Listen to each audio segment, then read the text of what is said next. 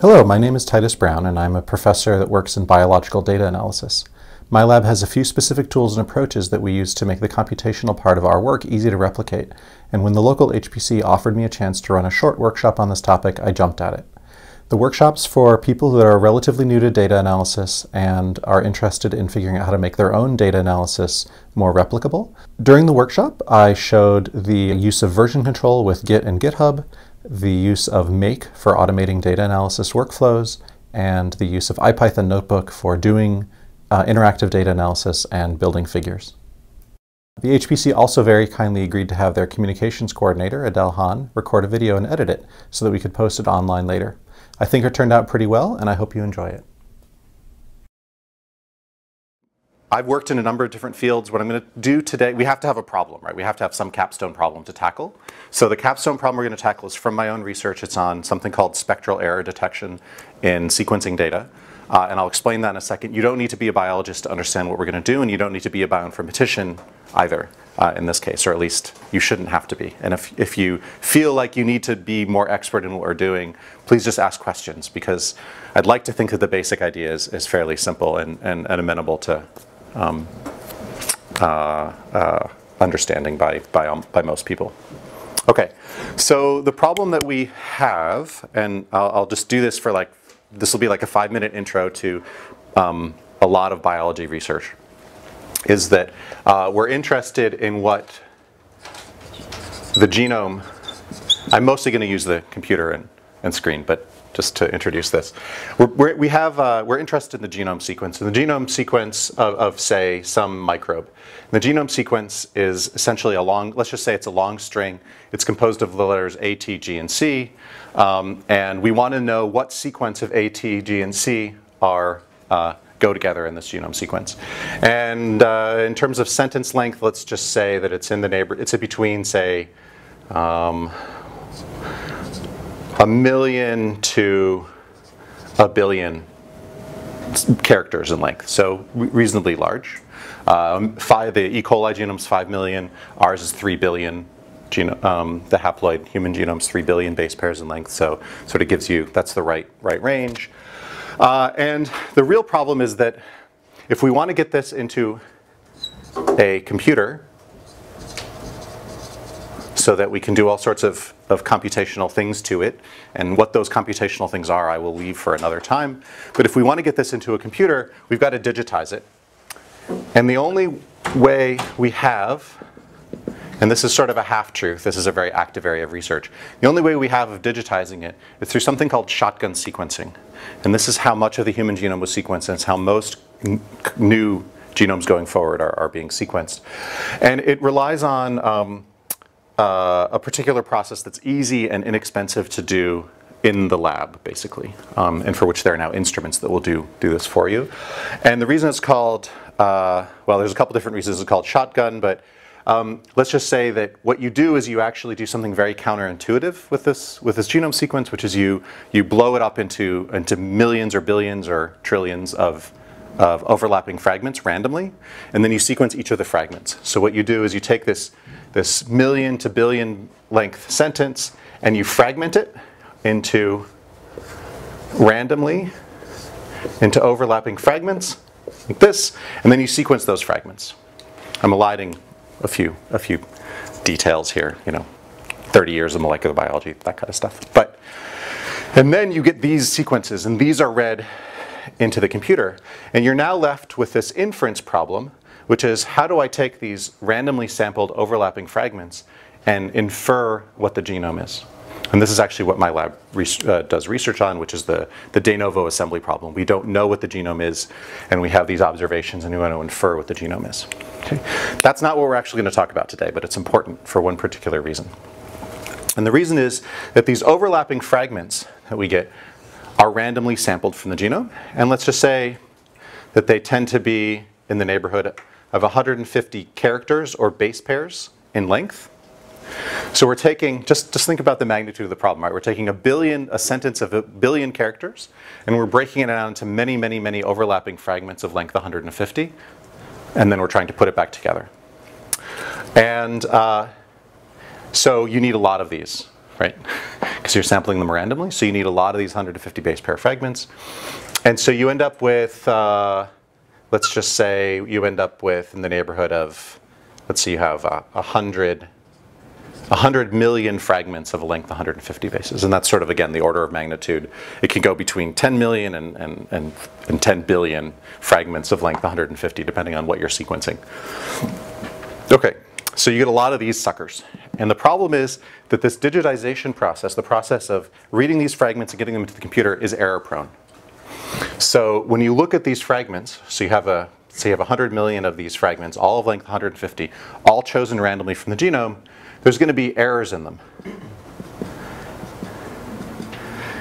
And the errors represent mismatches between this sequence, or this read, as we call them, and the genome, that are due solely to technical reasons associated with digitizing that randomly chosen fragment.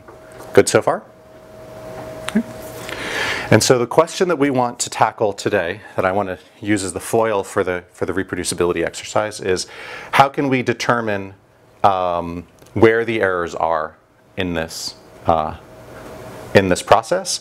And the specific question is, what is the error profile? So there's some systematic bias in which errors due to the biochemistry involved in generating these sequences. There's some systematic bias involved in where errors happen. We'll actually be able to take a look by the end at some real error spectra. But errors tend to happen further along in the sentence, closer to the end of the 150 base pairs. And that's just due to sort of biochemistry. Okay? But there's also some fun surprises in there that hopefully we'll get a chance to look at. So does this basic problem make sense?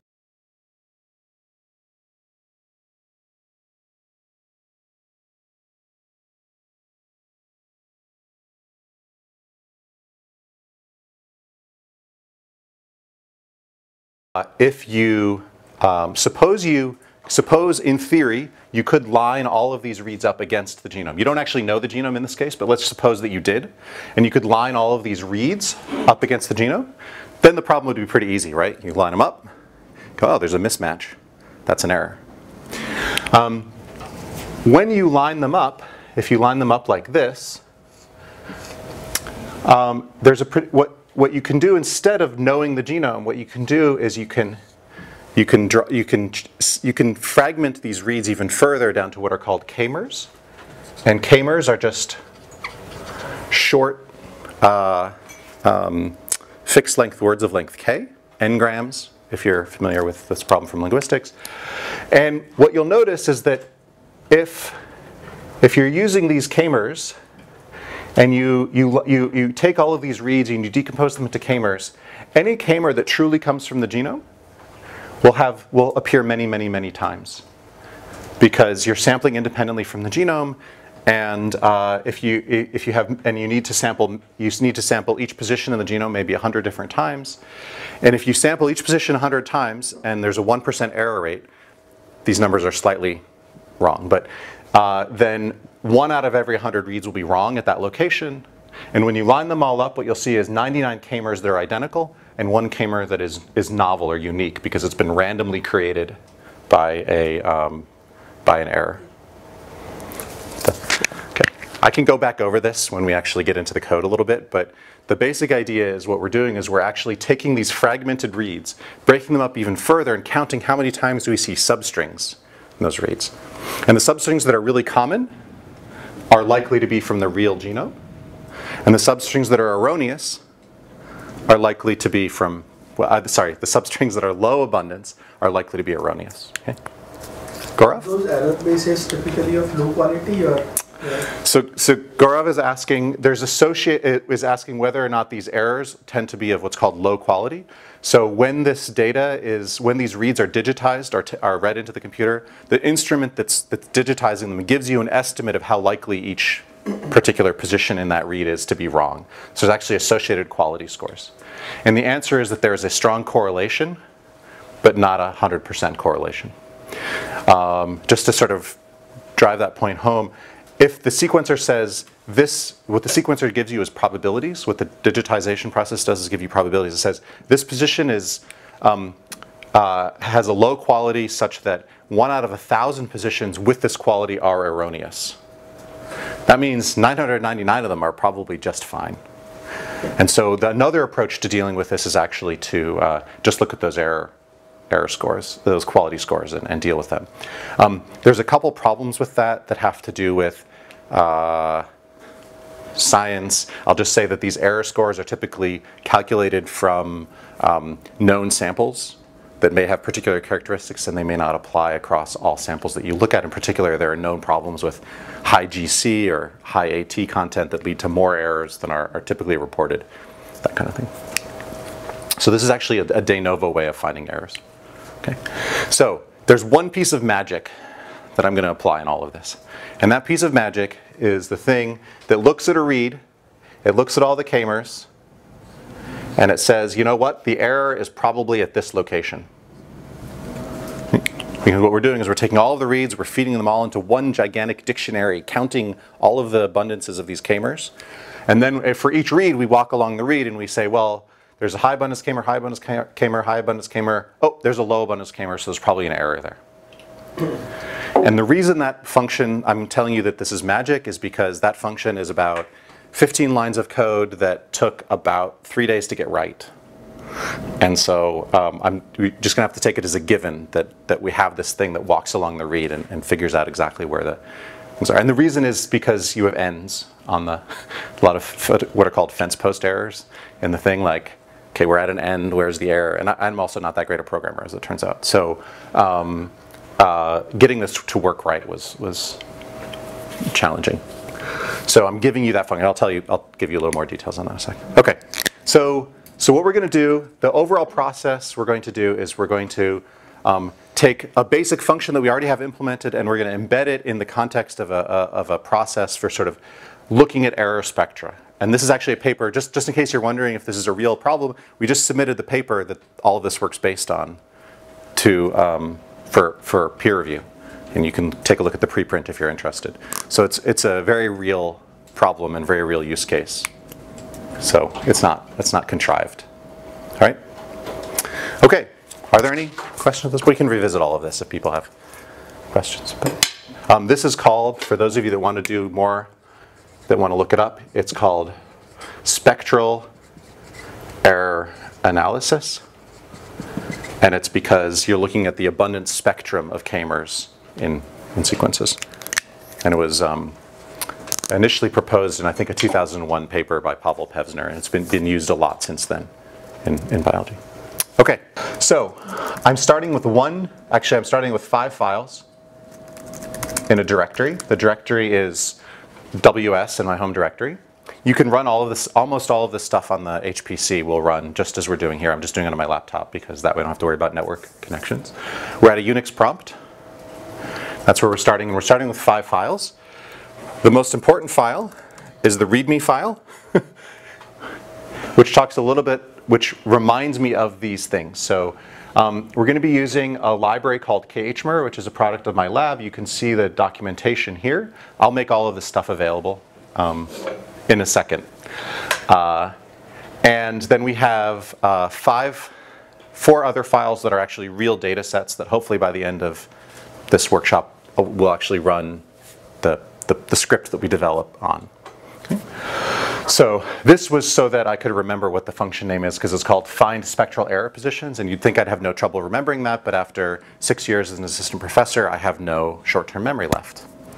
It's called post-traumatic, never mind. Okay, so let's just pretend we're starting with an empty directory, and we want to start doing something. Okay, so there's a couple different ways to start.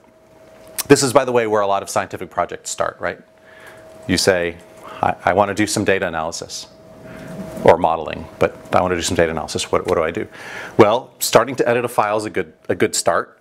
You sort of have 2 options in this case. One option, which is the default one, is just to start writing an analysis script.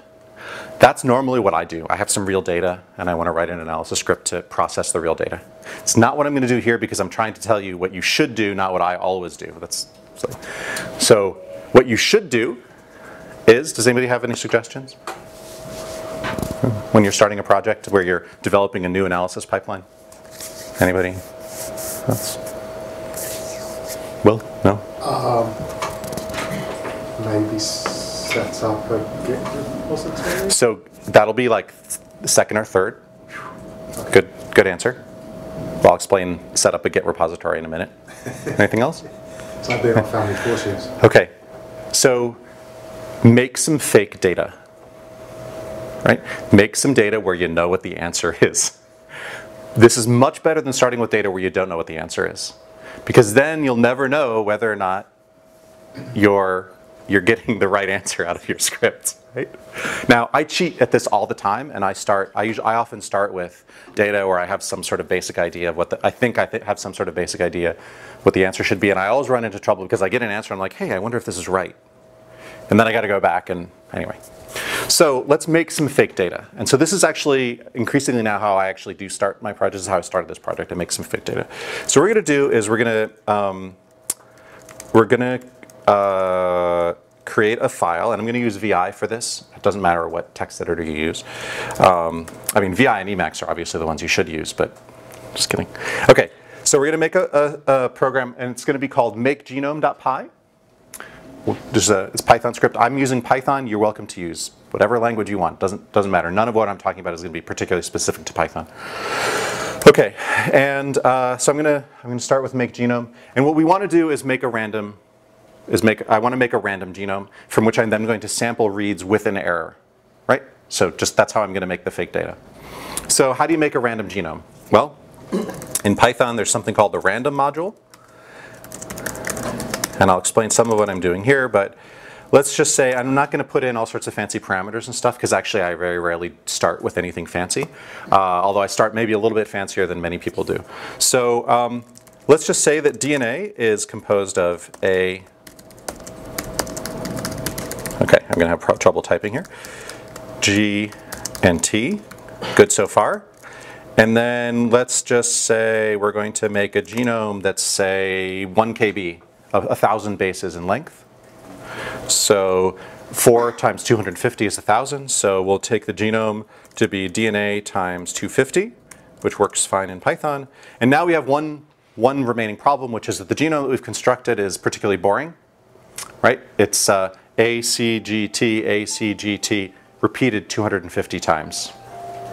Right? So that's not so interesting. So now we want to random.shuffle that genome.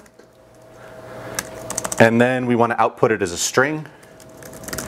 And we'll output it as a string in what's called FASTA format. It's just a format that you don't really care about, that just says this is how you distribute DNA sequences.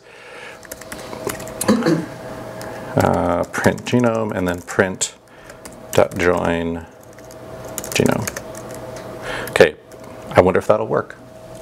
I don't know, looks good. Okay, so I'm going to come back. I usually like to see if code's going to work before I explain it, because then I'm not stuck explaining broken code. So let's just see if this works. Hey, look at that. Okay, we get DNA that looks suspiciously random, right? And it looks, I don't know, this is like what, like, I don't know how many characters I have, but that looks like 1,000 bases. So probably good so far. Okay, so there's a couple things about this file that are worth noting. One thing is I have this weird, how many of you are Python programmers by any? Okay, about a third of you. Okay, so some of this should look pretty familiar for if you are a C. How many of you are C or C++ programmers? Okay, I'm afraid to ask. Okay, so some of this should look pretty straightforward from a Perl or Ruby or C or Java. Next, that's most of the stuff in here, right? We're defining what's called a list. We're multiplying that list. We're concatenating that list 250 times. We're shuffling it. These are things you can do in any language.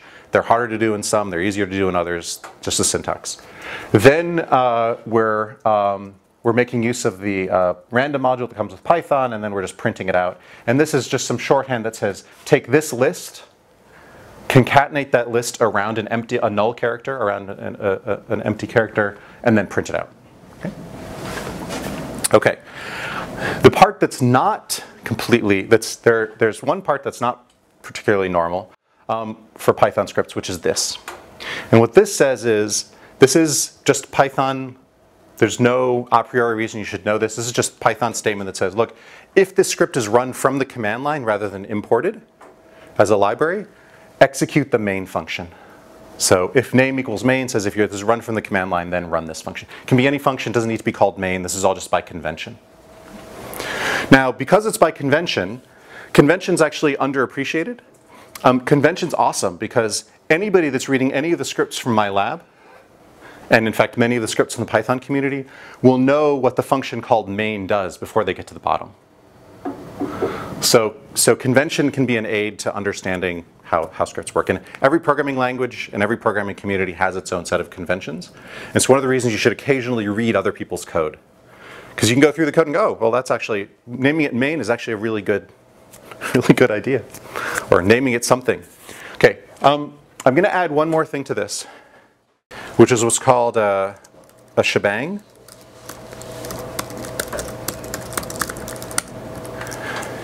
And what this does is it tells Unix, the pound sign is a comment in Python, the pound sign exclamation point is a sign to Unix that this is what's called a script.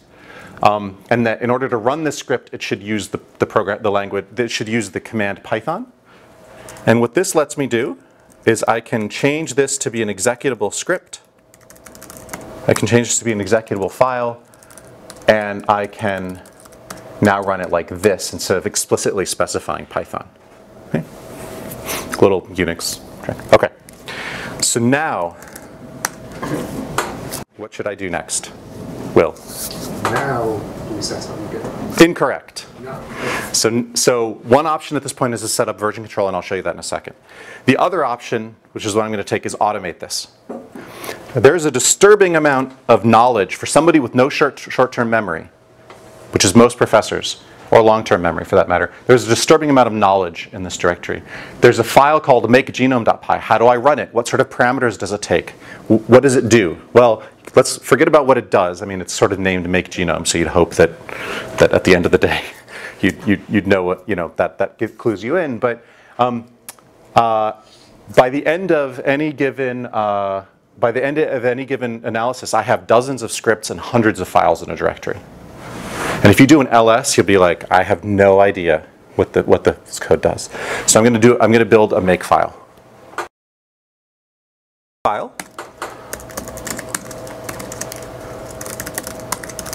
Tells you how to build certain files.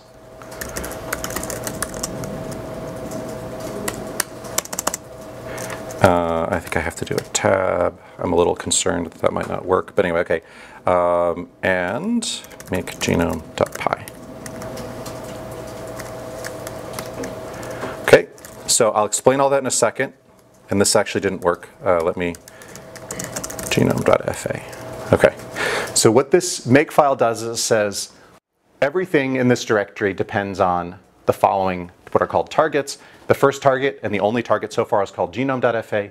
Genome.fa depends on one thing, make genome.py. To create genome.fa, run make genome.py and put the output in genome.fa. Okay. And now if I type make, it'll tell me I may be in trouble with respect to, I actually tend to use Emacs for my programming editor, so apologies. Make files have to have tabs. Is that going to work? Yeah, okay, sorry.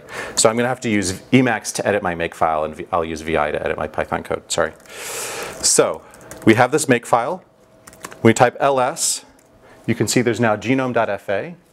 Genome.fa is the product of running make genome.py, and the way I built it was I ran make. So if I type make again, it says nothing to be done for all. That's because genome.fa exists and is newer than make genome.py. Does that statement make sense? Okay. So let me just, many of us are experimentalists of some sort, even if we're computational experimentalists.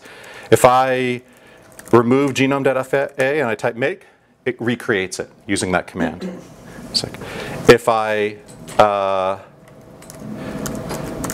edit make genome.py and I type make, it says, oh, genome.fa depends on make genome.py. Genome.fa is older than make genome.py, therefore when you type make, it's going to rebuild genome.fa. Question? Yeah. Okay.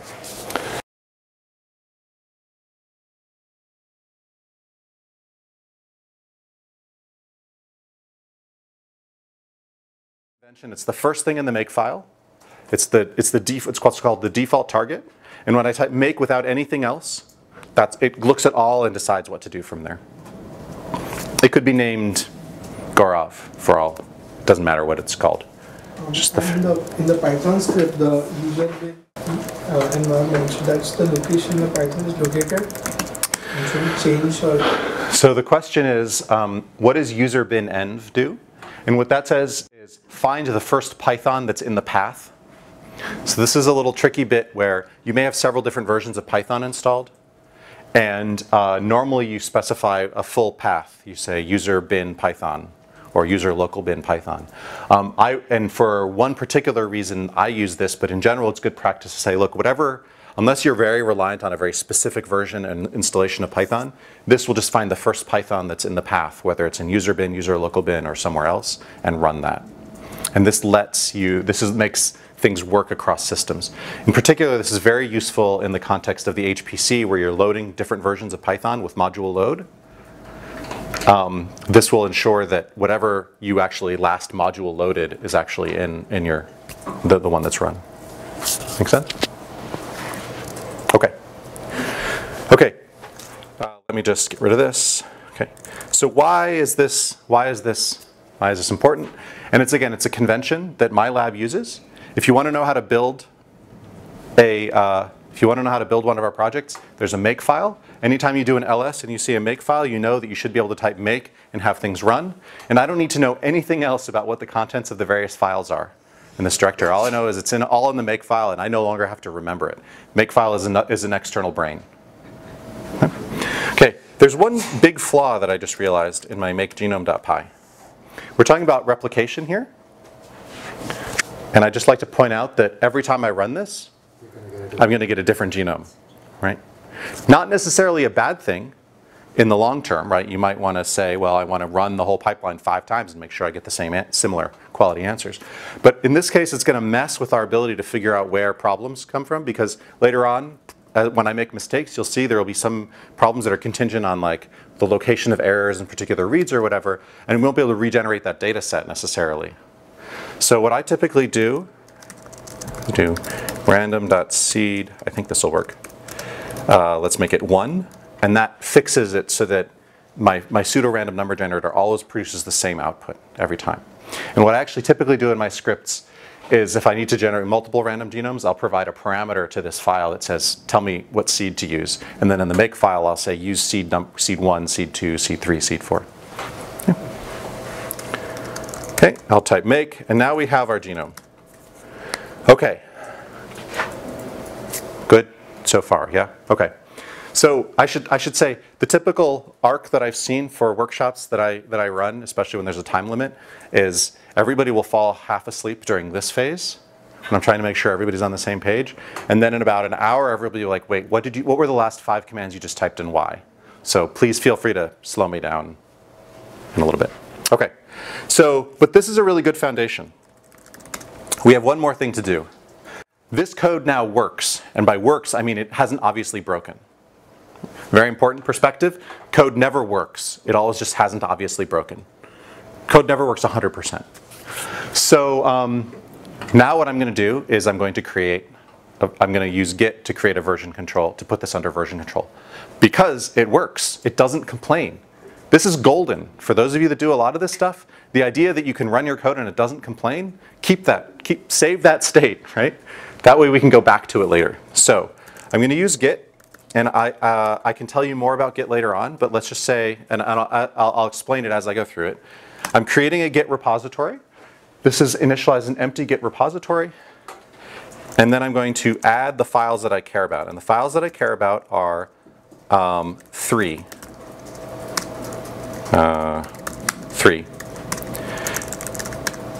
So now Git tells me, if I type git status, it tells me you've added makefile, readme, and makegenome, and you have these 3 files that don't matter, that you have, or at least that you haven't told me to add. We'll deal with them in a second. Why haven't I added genome.fa? Because it's mechanistically the product of... Because it's 100% the product of makefile and makegenome.py. So I don't need to have it in my, I don't need to keep track of it. Now I will git commit, initial commit of makegenome.py. And now when I type git status, it'll tell me nothing has changed. That's what there's an omission here. And there's 3 files that are what are called untracked. These are files that we're not going to use version control to track. And I'm actually going to add those into a file called gitignore. And this is a list of files that I don't want to see Git care. That I'm telling Git to just, well, ignore. Don't care about these files. And now I have one remaining problem, which is .gitignore is a new file that I've created, and I have to tell Git that I actually want Git to track this. I hadn't actually thought that there's some sort of deep philosophical statement. We're telling Git to ignore things via a file called .gitignore, which we're telling it to pay attention to. Okay, I do this thing again. I create a file. I type git add. I do git status. It says new file. Good. And I do git commit, ignore temp files and data. All right, now, and you're going to see me typing this a lot. Git status. Nothing to commit, working directory is clean. This tells me that there's no difference between what I told Git to track last and where I am now. As soon as I start adding files or modifying existing files, this will change. Okay. Let me do one more thing. You'll also see I have a couple of totally reflexive things that I do. I like to be able to wipe everything out and start from scratch to force a rebuild of everything. So I'm going to create a target called clean. And what clean's going to do is it's going to erase anything that I can regenerate. rm-f genome.fa. You'll note that there's this, so rm, everybody should be familiar with, -f says just force it, don't just delete that file whether it exists or not. The dash in front says, is actually probably unnecessary with -f, come to think of it, but it says, look, rm may return errors, ignore those errors. And you'll see why, when I make a mistake later on, if this caused an error, if makegenome.py exited with an error, because of a syntax error or something, then the make all would stop at that point in the pipeline, because it'd say, well, there was an error that happened while I was doing the stuff you asked me to do, so I'm stopping. So now I can type make clean, and now it's going to tell me that I need a tab, so let's just do a tab. If I do make clean removes genome.fa, and now I can type make all, and it rebuilds genome.fa. So I will reflexively, while working on things, type make clean all, and that will blow everything away and rebuild it from scratch. I don't do this when things take more than 30 seconds to rebuild, but at least in the early stages of a project, it's really nice to know that whatever files and results I have in the directory, as long as I've set up clean and all properly, are actually from my latest version of my code, right? One of the key bits is you change your code and you're like, hey, I wonder if that change made it into all my files. With make, it's very easy to keep all that, as long as you invest in this sort of setup. Okay, so questions at this point? Run the make file again. Run it or look at it? Look at it. Yeah, so here's the make file. So if I have to make multiple, if I have to run multiple scripts, then it could be multiple sections. We'll get there. We'll get there, yeah. We'll add them in a sec. Okay, so here's the necessary caveat. If you go and talk to any computationally sophisticated Unix user, including some of you, why is Titus using make? Make has been around for probably 30, 40 years. It's an incredibly primitive tool in a number of ways. It's got this weird syntax. It's actually problematic for some situations that I don't think we'll get into, but people can give you a list of reasons why you shouldn't use make. And there's 2 very simple reasons that I use make. One is a lot of people know it, and the other is it's installed on almost every system. And those are the only 2 reasons. Other people in my lab use other things. PyDoIt, for example, is something, or scons, something that other people use. The important bit is the 2 important bits about make are automation It's completely automated. I don't have to type anything manually other than that make command. It figures the rest out for me. And the other is what's called the dependency graph, which we'll get to in a second. But the dependency graph is basically what we're setting up here. We're saying, well, all depends on genome.fa. Genome.fa depends on make genome.py. And so when I want to build genome.fa, I run this command, and it all works out. And when you have multiple files and so on, that kind of dependency graph is key, especially if you're in a situation where you have many, many files that take, some of which take hours to run. You can change, the point is you can change something over here and then have everything that depends on that rebuild, but not anything else, if that makes. You can have only the things that depend on your changes rebuild. All right? Okay. The room's hot, people are starting to fall asleep. Let's write a little more interesting code. So now we're gonna build a random genome. Sorry, we've already built a random genome. We're gonna do that sequencing. We're gonna generate those reads. And I'm gonna name the file reads.fa. And I'm gonna have make reads.py. And it's also gonna depend on genome.fa. We're gonna take sequences randomly from genome and we're gonna build reads from them using a script that doesn't exist yet, make reads.py, and using genome.fa. If genome.fa changes, reads.fa needs to be rebuilt. If make reads.py changes, reads.fa needs to be rebuilt. That's what we're saying here. And I haven't actually written this script yet, but let's just call it make reads.py, and we'll genome.fa, and we'll put the output in reads.fa. Okay, is there anything else we need to do in this file? All. We need to update all. So we want to update all so that we're not only building genome.fa, we're also building reads.fa. Okay, so there's two ways I could update this. There's the lazy way, which is what I almost always do, which is I go like this. Turns out, however, this is equivalent to this. Because in order to build reads, we need to build genome. So you don't need to explicitly specify genome anymore in that all list. Okay, what happens when I make this is it says, well, there's no way, I don't have make reads.py. I haven't created that file yet. So that's what I got to do next. Okay. Also, just to confuse everybody, note that when I type git status, it tells me that I modified the make file. And I can use a new command that I haven't shown you yet called git diff. Explains how I've modified the make file. The red are things I've changed or removed. The green are things that I've changed or added. Right, so you can see I've added reads.fa. I've added this clean command. Okay. Okay. This is pretty valuable in situations where you break something. Like, hey, I wonder why things are no longer working.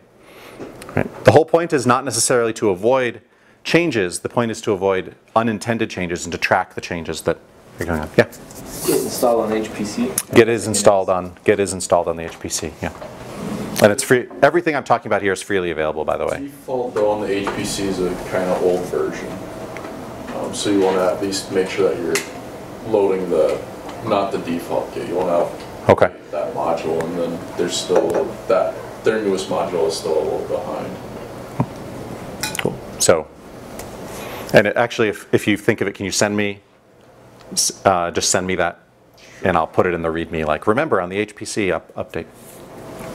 Okay, right, so now I need to build this make reads.py, and this is just going to be another exercise in hacking together a little Python script. This time I'm going to start with the knowledge that I have the shebang at the top, etc., etc., etc.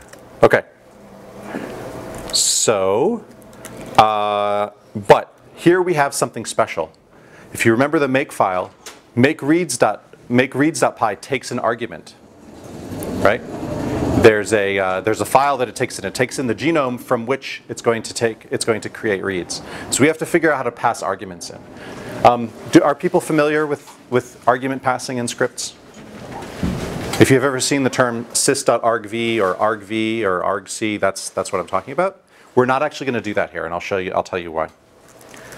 Okay, so far so good. We're actually going to import an argument parser. The argument parser, well, I'll show you what that does in a second. This is something that we've more recently adopted in my lab. And what we're going to do is put in a friendly, I'm hoping I'm getting this all right, but a friendly command line interface. Is it add argument or add argument? Well, we'll see. I'll make mistakes. We'll add an argument, and the argument will be genome. And then we'll do args is little parser.parse args. And then you'll see what we can do with that in a sec. So what all this does is says this script takes one argument, one required argument. That argument we're going to put in a variable called genome, and that we can retrieve later on. There's a reason for this. There's two good reasons for this. I'll talk about in a second. Okay, I'm actually going to invoke another library called screed, which is for reading these fast reading genome files. Apologies, just ignore the man behind the curtain. I can explain what screed does later on, but we have two things that we developed in our lab, Kachmer and screed, that make it easy to just read in sequence files and do things with them, and so I'm leaning heavily on those. So the genome sequence is going to be okay, genome file is going to be, how do I want to do this? Genome is going to be screed.open args.genome.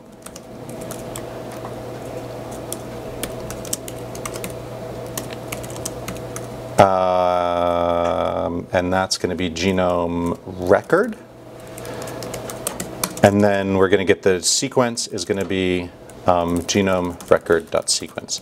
And these are just things you sort of need to know from screed. It's just how you read these things in. What we're doing here is we're saying screed.open returns essentially a list of all of the contents of whatever in this file. We're taking the first one, and then we're pulling off the sequence from the record. We could also get the name, but the name's called genome, and we don't really care what the name is anyway. Go ahead, please. Is it the first line or the 0?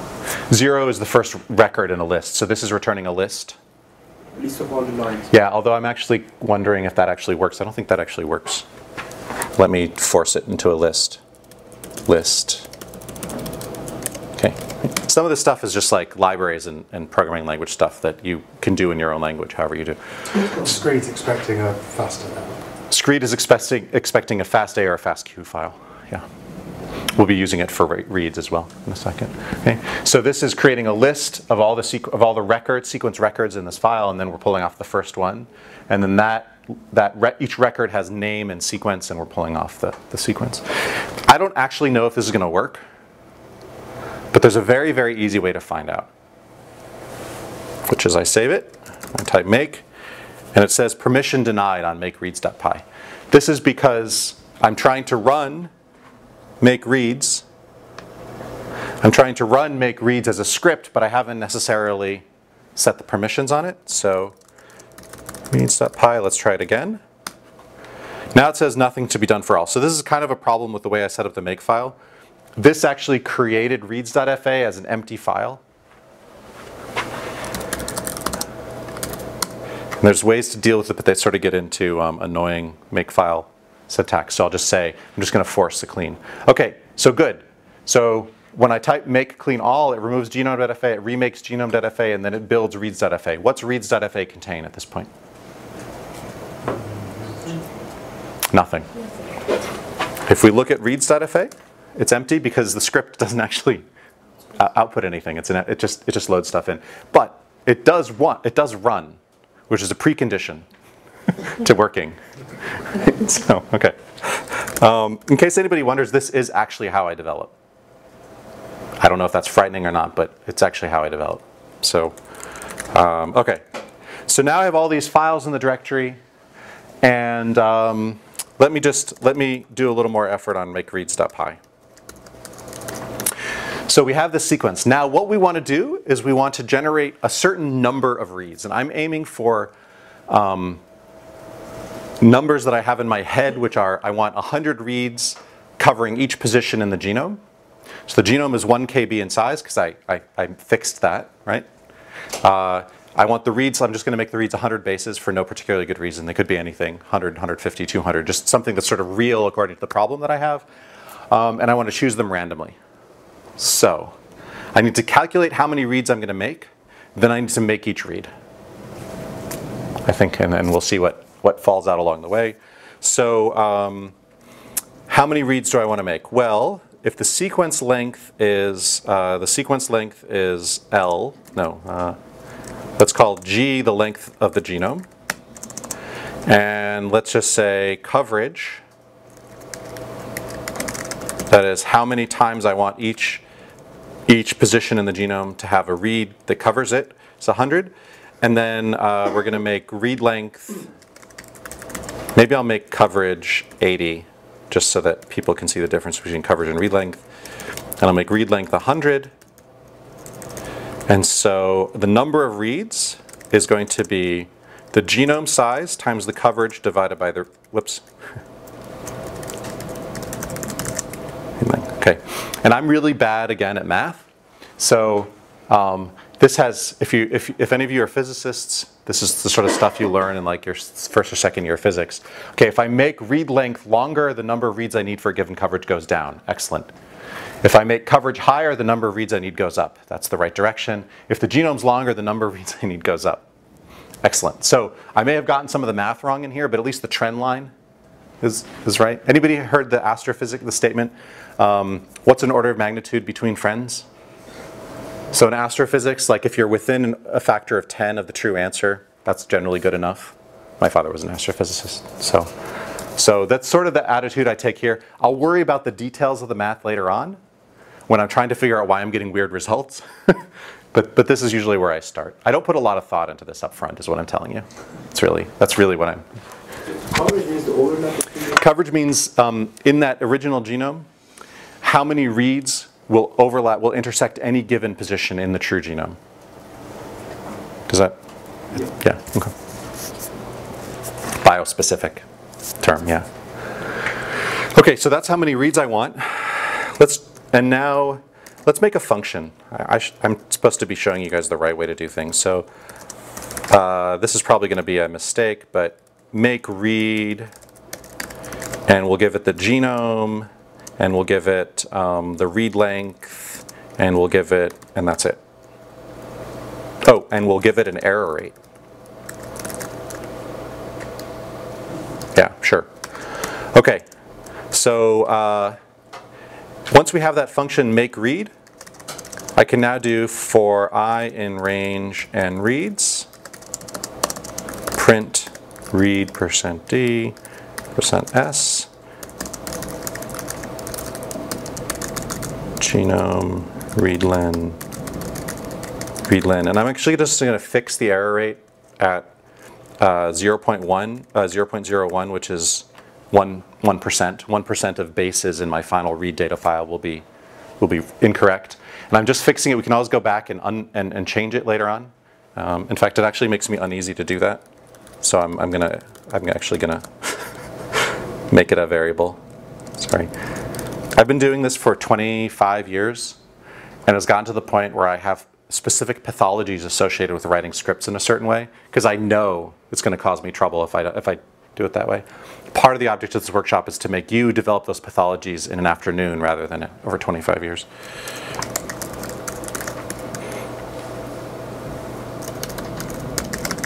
Okay, and we'll do error rate equals 0.01.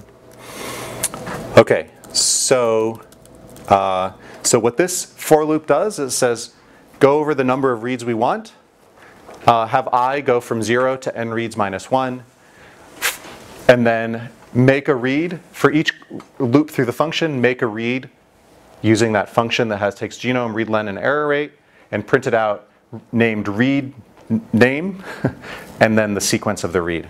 And I'm inferring, there's all sorts of stuff that I'm sort of inferring. Like I'm inferring that with this I'm saying, well, make read's going to return a string. Like that's something that I'm sort of specifying with this statement, right? It doesn't yet return a string. So, okay, let's just make this work. Okay, right? Make a random read. It's random. I picked AAAA out of a hat.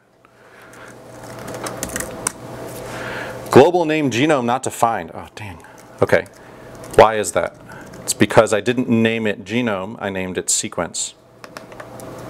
So let's fix that. Make. Ah, there we are. Now let's look at reads.fa. Excellent. there I have however many reads, randomly chosen, length, randomly chosen, all containing A. Okay, how many do I have? I have 1,600 lines, or 800 sequences, because each sequence is 2 lines. And so, just doing some quick math, 1 KB genome, coverage of 80, that should be 80,000 bases of reads, divided by 100, should be about 800. Yeah, should be exactly 800, in fact. So that passes the smell test for number of reads. Okay, now we actually have to, I think it's really important everybody realize nothing I've done here is intellectually demanding in any way, shape, or form, right? The hardest bit is what I'm actually going to do next. Everything else was very much like, hey, I need to take this information, I need to do some very straightforward calculations, and I need to like have a for loop that prints stuff out. The hard bits for me are the bits that require me to think about numbers and and like zeros and lengths of sequences and so on. And you'll see that next. Okay. And there's actually all sorts of pitfalls. And as soon as we post this video, I'm going to get a lot of people coming back and saying, well, you just did that random sequence thing like completely wrong, because like you're running into all these biases and errors. And you know what? They're right. But nonetheless, I believe in iterating. Getting something working first and then making it better. So how would I randomly how do I start building random sequences? I think I'm going to ignore the question of reverse complement because it just adds. In DNA, there's actually 2 strands, and the read can be either a forward read or a reverse read from the true genome, and it gets complicated. I'm just going to ignore all that for now.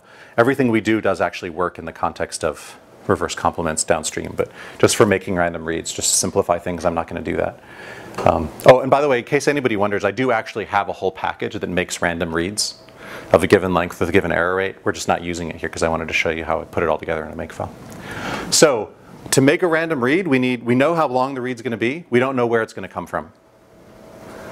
That's what we need. That's what makes it random. Well, that's one of the things that makes it random. So let's just say start is equal to random, and I think it's randint. And we'll have it be somewhere in the genome. And then we'll have end be start plus readlen. And then we'll say read is equal to genome sub start to end. And then we'll return read. Anybody see any problems? The start position is close to the end. Yep, there is a problem in this, but let's just start with, let's just run it. Okay, I'm going to type make. Oh, random is not defined. Okay, whoops. Import random. Make. Now let's take a look at reads.fa. Okay. Most of the reads, you're going to have a bunch of reads that are 100 bases long, that are all the same length. Then every now and then you're going to have one that's too short, and that's because I failed to account for the fact that some of the reads are going to go off the end of the genome. I could deal with that in 2 ways. I'm going to deal with it in a very silly way right now. There's a slightly better way, which is to assume the genome's circular. Never mind. So the way to deal with that is I will just say that my random starting position is somewhere in the size of the genome minus the read length. The +1 is because randint, actually I may be wrong about this. Okay, so should I or should I not put the +1? Any ideas? Okay, what does it depend on? This is stuff that always trips me up. 0 is the first. 0 is the first. I know that a length of sequence in Python is the length, the full length. So if I have 100 bases, it's going to be 100, not, and the positions are going to be 0 to 99 in a list or in a sequence. So it is this question of, are we including the last character or not of the genome in this randint? Any ideas? So the key question is randint inclusive of the range you give it? If I give it 0 to 100, will it return 100 ever, or will it only return 99? I don't actually remember. I think it's inclusive because it always messes me up. This is where I will use the mighty Google and hope that I have an internet connection that's fast, which I don't, because I'm using my lab's Wi-Fi, which is all the way over there. Hang on one sec. Okay. And any second now, a search will happen. Oh, because I didn't. Okay. Random.randint Python. As you can see, I go to this web page a bit. I'm just going to search for randint. Aha! Random.randint. Return a random integer n such that a is less than or equal to n, less than or equal to b. That less than or equal, it's inclusive. So I do not want that +1 at the end. Because if I give it the +1, it'll include something that's 1 past the end of the genome, potentially. And I will end up with the same thing. Okay, so I'm going to leave this in, and I'm going to show you another trick that keeps me from having to think. A lot of the goals of what I do when I'm programming is I don't want to have to think hard. Thinking hard is hard, and it's also error prone. And it also means that somebody else, when they look at my code, has to think hard. When they change my code, they have to think hard. And that someone else often is me 6 months down the road when a reviewer has said, hey, there's a weird problem with your script. There's a weird problem with your results that I don't understand. Could you go fix it? And then I have to spend a whole evening going, why is my code broken? Or is my code broken? So what I'm going to do is I'm going to put in what's called an assert statement. How many of you have heard of assert? Okay. So assert statements are simple statements to the programming language that say, I have this condition must be true. If this condition is not true, die horribly. Okay? In C code, it actually segmentation faults. So what's the assert statement that I want here? I want every read to be of length read len, right? So if there's any read that isn't exactly the length that I expected, barf. Okay? And that breaks the function or the script? Uh-huh. Does that stop? Both. Okay.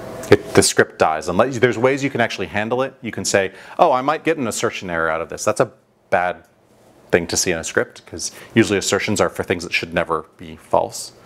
But okay, let's see what happens if I type make. Uh-oh. This got triggered. Let's see what the length of the read is. I can show you more about how to use assert, but basically it prints out what you put after the comma. So it says assertion error, length of read is 99. That's exactly triggered by this random inclusion thing. So let me fix that. Take away the plus. My theory right now, my hypothesis right now is that +1 was causing the problem. I guess we'll see. Okay, and now I'm going to say that at least as far as I know, the script doesn't actively complain. Yeah. So how often do you commit back to the GitHub? As soon as it works. So now it worked. Would you? So I haven't said anything about GitHub yet. That's next. Okay. But it is Git, so I will commit to Git right now. In fact, as soon as I look at reads.fa and make sure it's not actually empty. Okay, so I have a bunch of sequences. The sequences look different. Good, right? They're supposed to be random. One other point. Remember when the assertion error was failing? Why could I run that script twice and be sure that I was going to get the assertion error, right? Because I ran it once, I got the assertion error, and then I went back in and I put the printout of the length of the read in there. Why could I be sure that I'd get, it's entirely possible that error that happened would only be 1 in 1,000. I could run the script 999 times and never see that error. Why? Because you set the random seed. Because I set the random seed. So I'm working with the same genome. And in theory, except that we're lying here, I also should have set the random seed in make reads.py. So let me go back and do that. There's nothing more infuriating than having an error that crops up 1 out of every 20 times you run something. Right? I think everybody here, I know many of you, everyone here, most people here should realize, most of your time in computational science is not spent getting your results, right? Okay, I got some good laughter. Excellent. Most of your time is spent wondering why the results you got don't make any sense whatsoever, or your script doesn't run, or what syntax error, or what the command line for Git is. Right. So this is all meant, right? All our command lines encoded in our make file. All of our assumptions, all of our statements about what the data should look like, put assert statements around. Anytime we run into an error, everything's 100% reproducible, so we don't have to spend a week going, how do I regenerate that error? Is that error really true? The other approach to dealing with errors, by the way, is to randomly change the code until the error goes away. Right? Not the correct approach, not a good approach, but a common approach. And the problem with that is if the error is 1 in 20, well, 19 out of 20 times you'll change the code and the error will go away, but the change in the code will have nothing to do with the error that went away. Okay, so we're going to do another make.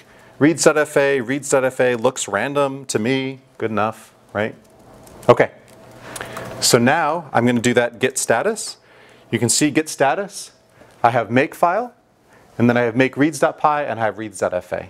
Reads.fa is not a file I care about. I can regenerate that anytime I want. But that reminds me, in makefile, I want clean to remove reads.fa as well. So now I can do make clean all, regenerates everything from scratch. I do a git status. I didn't tell Git to ignore reads.fa. Let's do that.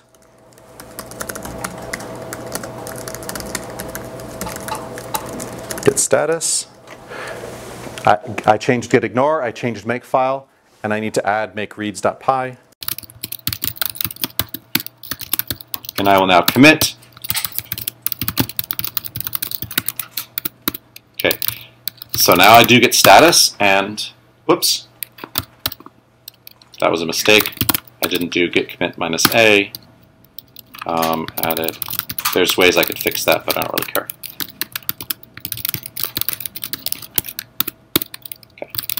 Now if I do git status, you'll see I'm on branch master, nothing to commit, working directory is clean. This is the only thing that soothes my soul, is that when I type git status, I know that everything's been committed. There's one additional problem here, which we'll refer to as GitHub in a second, which is that right now, if somebody swipes my laptop, or much more likely, my daughter spills an entire can of Coke on my laptop, it hasn't happened yet, but it's only a matter of time, I will lose all of my precious code. If there's anything worse than writing code in the first place, it's having to write the same code that used to work and now doesn't work because your daughter trashed your laptop, or your cat, whatever, what have you, right? So we want to back this up. But the two commands that I type almost reflexively is I type make and git status, and I want them to do nothing. I want them to say, you're all good, you're all clean, everything's good. Don't worry about a thing, we've got it handled. Right? It's a way to sort of relax. Now I can go home. Right? This is a good stopping point. So that's what I do. I try and reach a stopping point and I say, I've got everything working to the best of my knowledge. We're done. Questions at this point before I so can you use like complete reference genomes instead of genome? Yeah. Yeah. And then so that make reads will work on any file where there's one genome sequence in it. It's a little bit harder to make it. To make it work on multiple genome sequences, you need to have it randomly pick from the space of genome sequences by the size of the genome, which is a little annoying. But yeah, we have code that'll do that if you're interested. Yeah. Note there's no errors, by the way, yet. We haven't put any errors in the sequences. Can you commit files from different directories into one git or multiple gits? So that gets a little more complicated. Anything under the directory that I ran git init in will be tracked by Git. So typically what I do for an analysis paper is I have one directory, and under that directory I have my pipeline, and I have my paper, and I have other things, and those are in subdirectories. And then I use Git. And so the general idea with version control is you want everything that's associated closely with one particular version of code to sort of all be committed together. There are some scripts which are commonly used between projects, and in that case we use Right. copy. It really depends. So what Gaurav is asking is, if you have, suppose you have code that's used between 3 different analysis projects, and you want to have those 3 different analysis projects in 3 different repositories, what do you do about that common code? And the 2 answers are, if it's changing fast, because you're working on one project more faster than the other 2, copy it, I would copy it into each project because I don't want to slow down my fast-changing project in order to make sure it works with the other two projects. The other approach is to build an external package, which is why we have these screed and KHMR packages. We knew we did a lot of stuff with k-mers, we knew we did a lot of stuff with sequences, so we made them separate packages.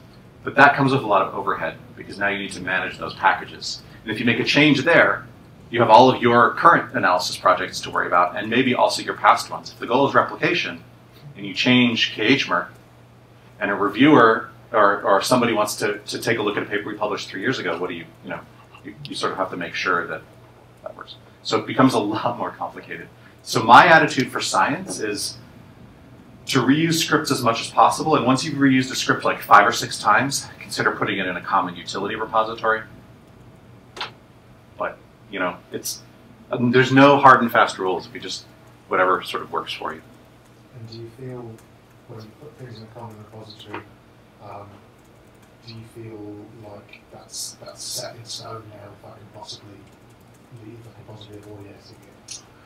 So the way to deal with that, so the question was, if you put things in a common repository, how do you fix that repository in time so that, how do you not break, when you change that, how do you not break everything that use that repository? And the answer there is versions. So for KHMR and screed now, we actually have specific versions that we release, and we say, this is, so you can say now, I want screed version 0.8, and this code will work with screed 0.8, and then we make sure not to break screed 0.8. But we feel free to release screed 0.9. Yeah. And then we actually put a ridiculous amount of effort into making sure that screed and KHMR doesn't break, doesn't change without us realizing it along the way, which I think, right, you want to be in a situation where you say, well, you want to be in a situation where you don't break functionality by accident as you move forward. So there's a whole, that gets into real software engineering. Nothing that I'm talking about here is, I think, particularly heavyweight, which means there's not a huge amount of training involved in learning how to do this stuff, and you can adopt a makefile without adopting version control. You can adopt version control without knowing how to use a makefile. And in fact, you can pick up everything but Git. You can pick up in an hour or two. Git will take you somewhere between a day and 3 years to get good at, generally on the 3-year side. We have ways of helping you learn that, but it's kind of painful. So usually about a week to get to the point where 80% of the time it just works. That remaining 20% of the problem. We do have training workshops and classes specifically about Git. But our biggest problem with scientists has been that they often say, I don't know why I need version control in the first place. And so that's sort of what I'm trying to motivate. What about, how do you handle when you're not at like a stopping point? Yeah. And then you don't work on that again for a couple days. Like, how do you stash stuff, or do you do a Git code that say this is just, a middle point? So very good question. What do you do when you're not at a stopping point and you're not ready? I usually just do a commit, because for a couple of reasons. And the main one is just being, when I'm working on a scientific data analysis project, it's usually just me for the moment, and it doesn't matter if it breaks. If I was working with other people, I would make a branch and commit to that branch. And the only time I would do a stash, which is a way of temporarily telling Git, hey, just sideline these changes, save them for later, but don't commit them. The only time I would do a stash is if I had to switch to fixing something in another branch in the project. Like if I had a stable branch and my working branch of code, and I was working on the working branch, and I have to go back, then I do a stash, because I'm like, hey, this is just going to be a minute or two. I lose track of stashes in under 10 minutes. Like, branches are the right way to go, and I'm not going to talk about branching too much here, but okay. Give steps in your pipeline that involve submitting subfiles to the HPCC. How do you build that into your make? So the question is, if I have a pipeline that involves running things on the HPC, how do I put that in? So we've recently confronted this, and this is something that we don't actually use the HPC that much. What we typically do is we write Q subscripts that run make. So we don't put the Q sub in the make file. The make file tells how things should be run, and the Q subscripts say run it, if that makes sense. That's what we've evolved. I don't know what other people do, but that's how. So if any step needs HPC power, you just run the whole That whole make. No, sorry. So I haven't actually explained this yet, but in the makefile, you could run specific targets. Okay. So suppose I want to just build reads.fa. I can just type make reads.fa, and it will just run the commands necessary. Okay. Now, And that's not because that's a file name that's in the makefile, but that's because that's it's a target that's in the makefile. Yeah. Ah, cool. So just to sort of make that point, if you look at the makefile, anything that's got a that's got it at the beginning and has a colon at the end is a target that you can run. So I can run make all, make clean, make genome.fa, make reads.fa. And you can have sub-targets. So something that I did recently, I had some things that took 5 minutes to run, and I had some things that took 4 hours to run. And I had a separate target for the things that took 4 hours to run that wasn't a default target. So I wouldn't accidentally start something that was going to take 4 hours on my laptop. So to answer Jim's question in a little more detail, what I would do is I would write a script on the HPC that had make reads.fa in it, if this command took a long time. And then you just mirror the whole working directory. No, you don't need to. You can have it run in the working directory. The directory we're working in right now on your laptop. Oh, on my laptop, yeah. You just- Well, very good lead into the next phase, which is I'd like to back this up because my kid is wandering around and I have a can of Coke right next to my keyboard. What do? This is where there's a site called GitHub that I'm going to show you about. There's also GitLab, which is an internal thing on the MSU campus where you can have private repositories. This is going to be public because it turns out nobody cares what I do or what code I write anyway, so I don't really care if it's public, but there are advisors who will care about this. So you can use private repositories on GitHub or GitLab, and many of the same commands will work. I'm going to just show you GitHub. Accounts are free, and it's got a nice interface. So what GitHub is, so the big flaw right now is that everything that I was doing in that directory is on my laptop in my workshop directory. It's not stored anywhere else. So if I delete that by accident, I delete things by accident a lot, or can of Coke gets spilled, then I'm in trouble. So GitHub is a place that will host Git repositories for me. It also solves the problem that Will mentioned, which is how do I mirror things between my laptop? Maybe I'm working on my laptop on a plane, and then I want to copy the changes over to the HPC. How do I do that? One way to do that is to use this external GitHub repository that will store all my Git changes. So I'm going to create a new repository. I have a lot of repositories, sorry. It gets confusing, but so how do I do this? Create new repository. I'm going to put it under my account. And let's call it, I'm going to name it something obnoxious like 2015 MSU Repro, just so that I can distinguish it. Okay. Actually, I'm going to put a month on it just in case I run another one. And it's going to be public. And I'm not going to do anything else. I'm just going to create the repository. What this does is it sets up a repository that's a Git repository to which I can take all of the things on my local laptop and push anything that I've told Git about, that I care about, up to GitHub. Now, they've got this sort of nice quick setup thing. If I want to push an existing repository from the family, if I'm creating a new repository and I want to link it to this, I would run these commands. And I can go through them later for people that are interested. But in this case, I have a repository. And I have to just run these commands. And if I run these commands, basically what these commands do, the first command is git remote add origin, which basically says, hey, there's a repository that we're going to call origin as a nickname, and that repository is actually on github.com, and it's called ctv/2015-03-msu-repro. Just a way of specifying my remote repository location. The git push says, okay, take everything that's in my current repository. The git push says take everything in my current repository and move it, copy it somewhere else. Origin says what repository to copy it to, and master is what's called the branch name, which I'm not going to go into, but it's basically like the current sort of version of the code that I'm working on. The -u says link these two, so that when I run further git commands, the default assumption is that I want to talk to origin. And now, you'll see it says branch master, set up to track remote branch master from origin. And I can go here, and if I reload, you'll see something that looks suspiciously like my directory listing. It's got git ignore, it's got a make file, it's got readme.md, it's got make genome.py, it's got make reads.py. At this point, any of you that feels like copying that can go visit that URL. Is this the right one? Thank you, yes. You can go to that Etherpad URL that I sent around, and this is actually the location of that repository. And if you had Git installed, or you wanted to make a copy on the HPC, you could, which does have Git installed, you can come down to this HTTPS clone URL over here, and you can type git clone this.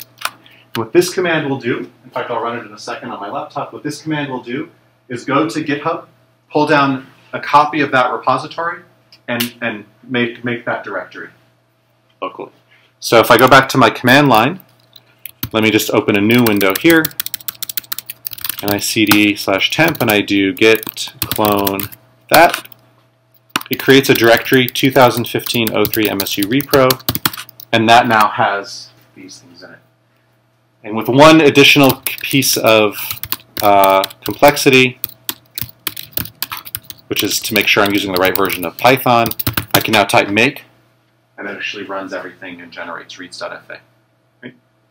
This is how we want reviewers to interact with our paper. Here's our Git repository, here's our raw data, here's how you go from raw data to final paper. Right now it's really boring, but nothing that we've talked about doesn't scale. Everything we've talked about scales to that process. That piece of code that you copy and pasted from GitHub, that origin is just going to look to your working directory every time, is it? So origin in this case refers to, so I'll show you, this is not something you have to remember, but if you git remote -v, it tells me that origin refers to my GitHub, that GitHub repository. So yeah. What was master then looking at your working directory? So master's looking at my current branch called master. Yeah.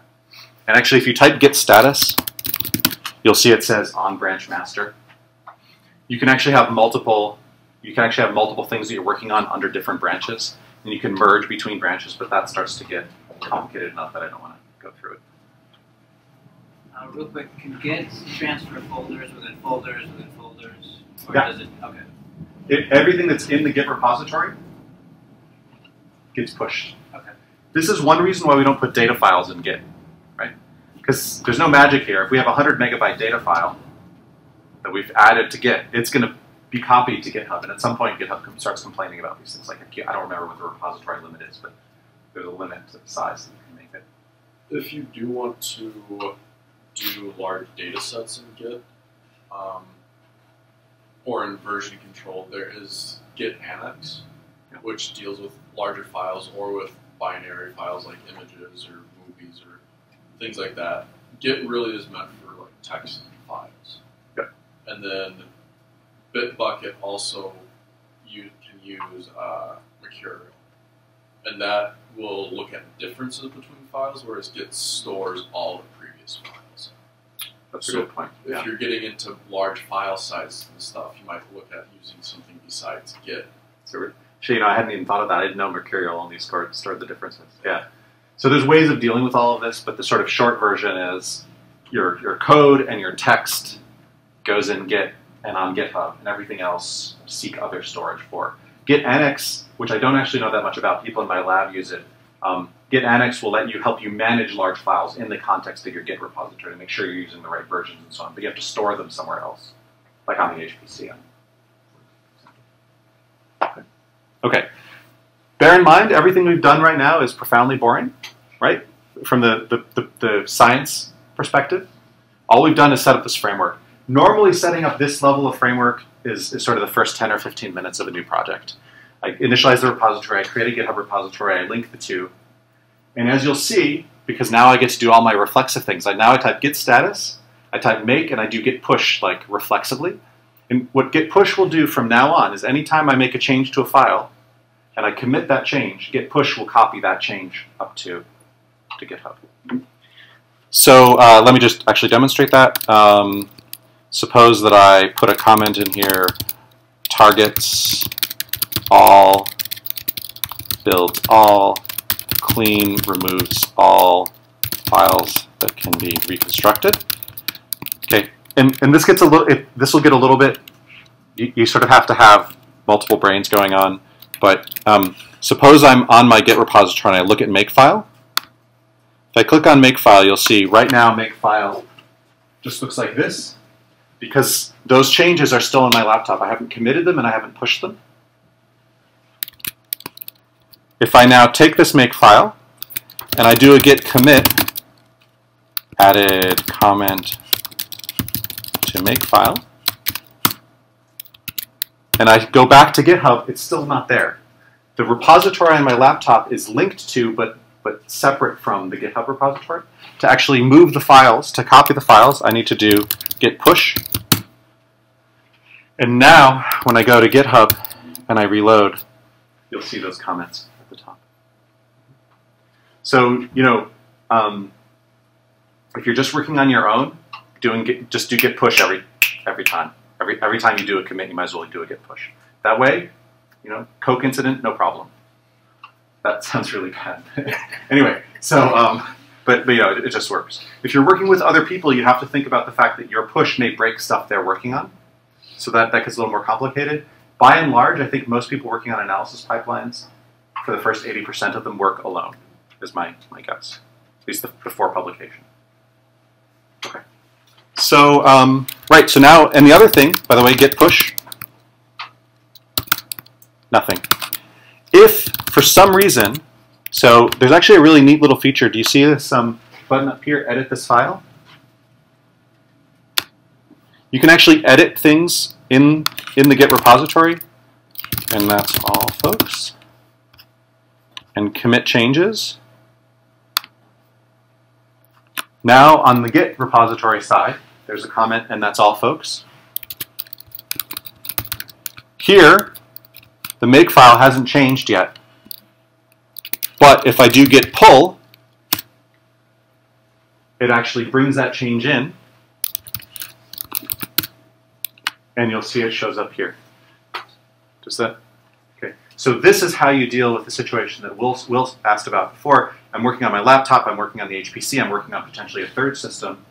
I coordinate everything via GitHub. And if I'm working with other people, the same thing works. Sorry, yes? What happens if you had to push it after you made the change on Hub?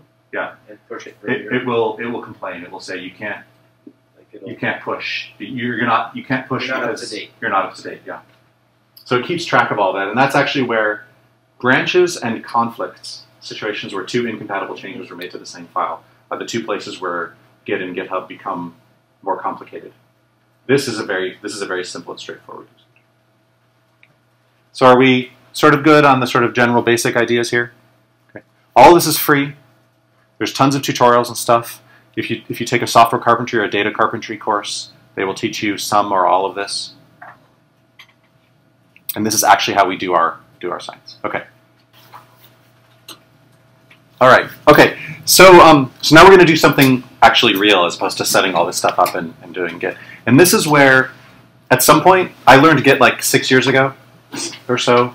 And now there's a set of commands that are just sort of mental, like git status and so on, are just baked into my fingers. So this is where I can start to speed up a little bit with respect to things. If you want to follow along, what I'm going to do is push. Every time I make a code change, I'll push to the Git repository, GitHub repository, so you can take a look at that if you're interested.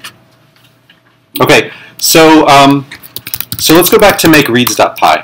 So, and by the way, in case anybody's wondering, the fact that it takes this long to make random data is the reason why I don't usually start with making random data, because I have a serious, there's a term, delayed gratification is not my strength. So I like to get results. And only then do I go, hey, these results, I don't know if they're right, but I like to get some results. Plus, advisors like it if you bring them results, even if they prove to be wrong later on. So there's a cultural, oh yeah, no, I did it, here's the results. And then you come back a week later, it's like, something looked funny, and so I went back and I checked them all, and then they know that you're careful. It's and you're fast, right? It's like a win-win. Get 2 results. You get 2 results, just, you know.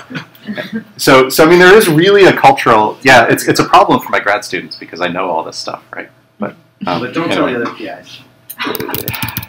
what are they going to do? Anyway, okay. So we need to. So the one problem with this right now is we're not actually making any errors in the script in the reads. There's no problems. There's no mistakes. There's no mismatches. So let's do that. So we have an error rate, and that error rate is simply going to be the average number of bases that the average number of mutations or errors that we should get per read. And this is again a situation where math needs to happen, and I think I'm going to do something that's probably going to be a little bit wrong, but we can maybe fix it later if people can tell me how to fix it. But so we're going to take error rate, and we're just going to invert it, and that's is that right? No. How is this okay? So if you have a 1% error, I really don't like thinking. So we have a 1% error rate. If we invert it and then do a random number between 0 and that. Okay, I'll write the code, and then you guys can tell me why it's wrong. So limit is equal to 1 divided by error rate. And there's all sorts of reasons why this is bad code, but we control all of it, so control this. So limit is going to be that integer 1 over error rate. So if error rate is 0.01, then limit is going to be 100. And then we're going to say for while 1. Wow. Okay. While 1. I'm having trouble with picking variable names. So n is equal to random.randint. Actually, let's make it q. It's equal to random.randint 0 limit. If q is equal to 0, if q is not equal to 0, break. So if q is equal to 0, actually make a change in the read. And then position is equal to random.randint 0 read len minus 1. New base is equal to random.choose. I think I can just give it a string ACGT.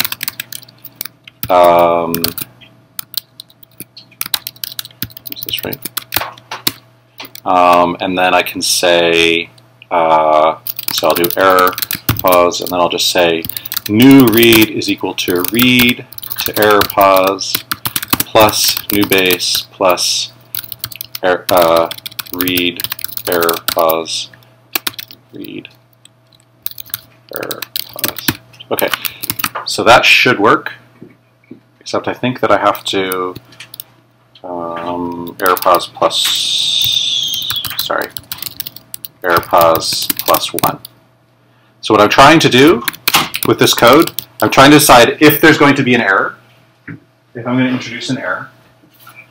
If there's going to be an error, that is if I pick randomly a number between 0 and 100, okay, I know why this is going to be a problem. So this is broken code, but let's talk through it. I pick a number between 0 and 100. If that number is not equal to 0, I break out of the while loop.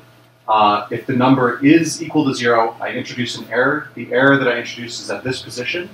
The new base is going to be randomly chosen from A, C, G, and T. And the new read is going to be the read up until the point of the error, plus the new base, plus the read from that point, plus that point on.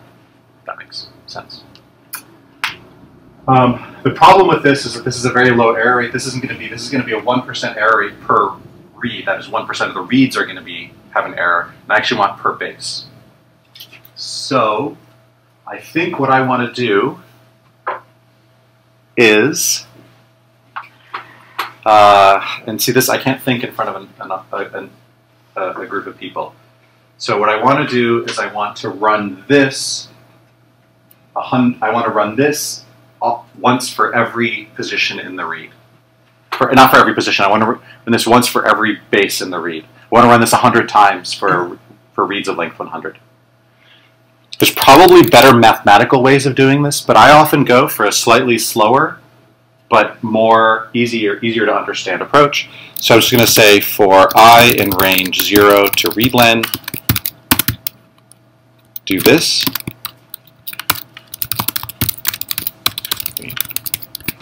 Okay, so this is pretty clunky code. I'm going to leave it as is, and we'll actually go back and check the error rate afterwards. But right, so does this sort of make sense? Like as code? Sorry, it's not meant to make that much sense if you're not familiar with random numbers and so on, probability. But and so the last thing I'll do is I'll just say I'm going to keep track of the number of errors.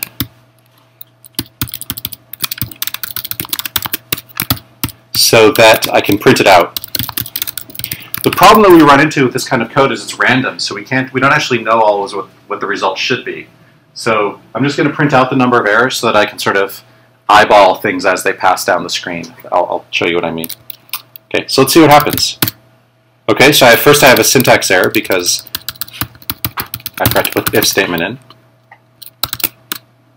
Now I have another problem, which is I used random.choose rather than random.choice. And now, if I look at reads.fa, I'll see that I'm getting this extra printout, 0, 1, 0, 1. I get 2 errors. This is the number of errors in each read.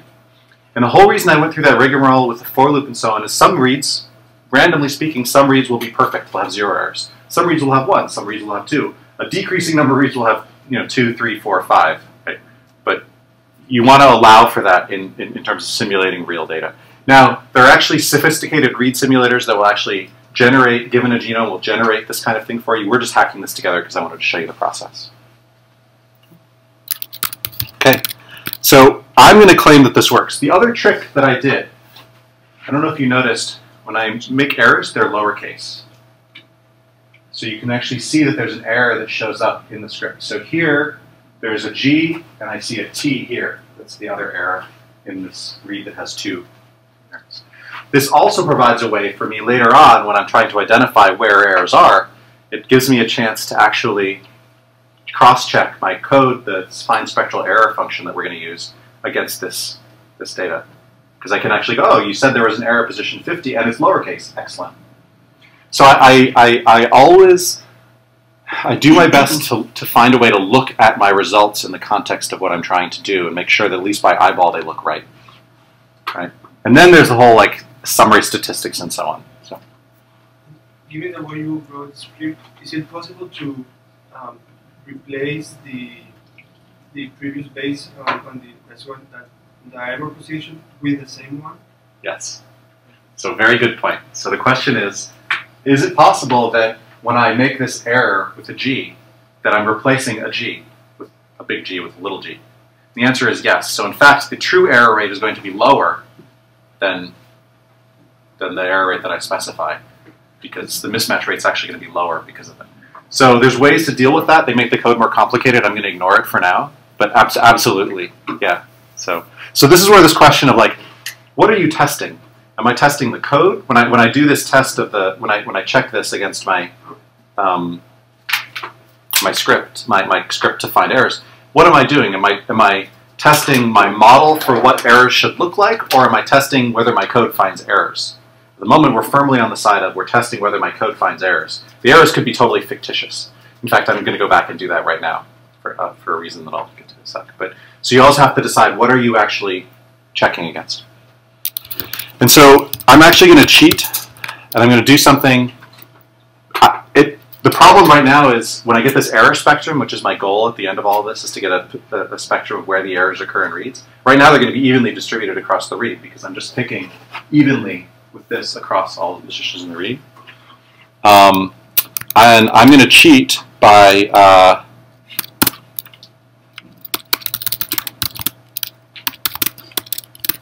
making it only even positions get errors.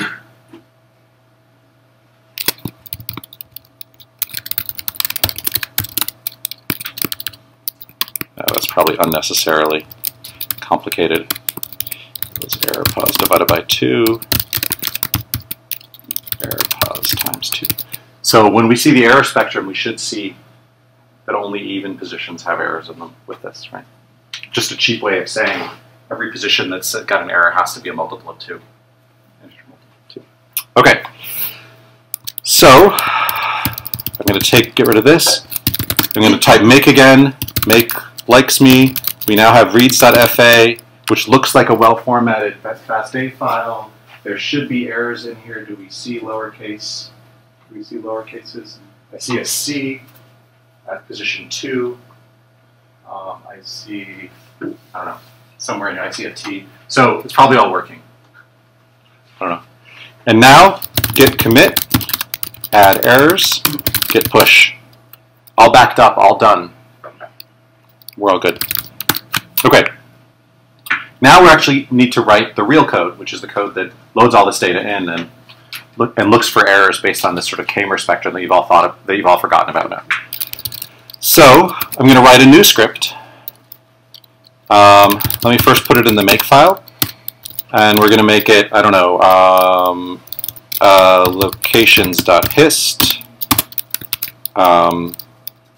error locations.hist, and we'll make it error spectrum.py, and we'll make it dependent on reads.fa, error spectrum.py, reads.fa to error locations.hist. Okay, so all I'm saying here is there is a file error locations.hist that will be created that depends on error spectrum.py and reads.fa, and I create that by running error spectrum.py on reads.fa, outputting error locations.hist. I would like to point out that this doesn't depend, that error spectrum.py doesn't take in the genome. We're doing this in a reference-free way. We don't know where the errors are. We're just taking in the reads. That way it'll work in situations where we're not simulating the data, and I'll show you that just at the very end. There's actually one thing I'm going to do just to complicate matters. Error spectrum is actually going to take two things. It's going to take reads.ct and reads.fa. And reads.ct is going to, we have a pre-processing step which creates the counting table of all the K-mers. And this is actually a KHMER, a piece of KHMER functionality. Reads.ct, reads.fa. So what this does is it's going to take all of the sequences in reads.fa and it's going to produce this counting table that contains the counts of all of the different K-mers in the reads, these fixed length words that I talked about. And this is part of the stock functionality of the KHMER code. And then we're going to feed reads.ct and reads.fa into this function error spectrum. And I need to update the make file so that this depends on reads.ct. I don't actually know if this is going to work. Oh, and then I'm going to also add error locations.hist. Let's see if any of this works. I expect it to fail. No rule to make target error spectrum.py. So let's error spectrum.py, make it empty. Okay, and so now where we fail is on running error spectrum.py. Let's put together error spectrum.py. It's going to be a Python script. It's going to have our standard stock code. We're going to use argparse. Argparse. Parser is equal to argparse.argument parser. And if you remember from the make file, it's going to take two arguments. It's going to take a counting table, and it's going to take a reads file.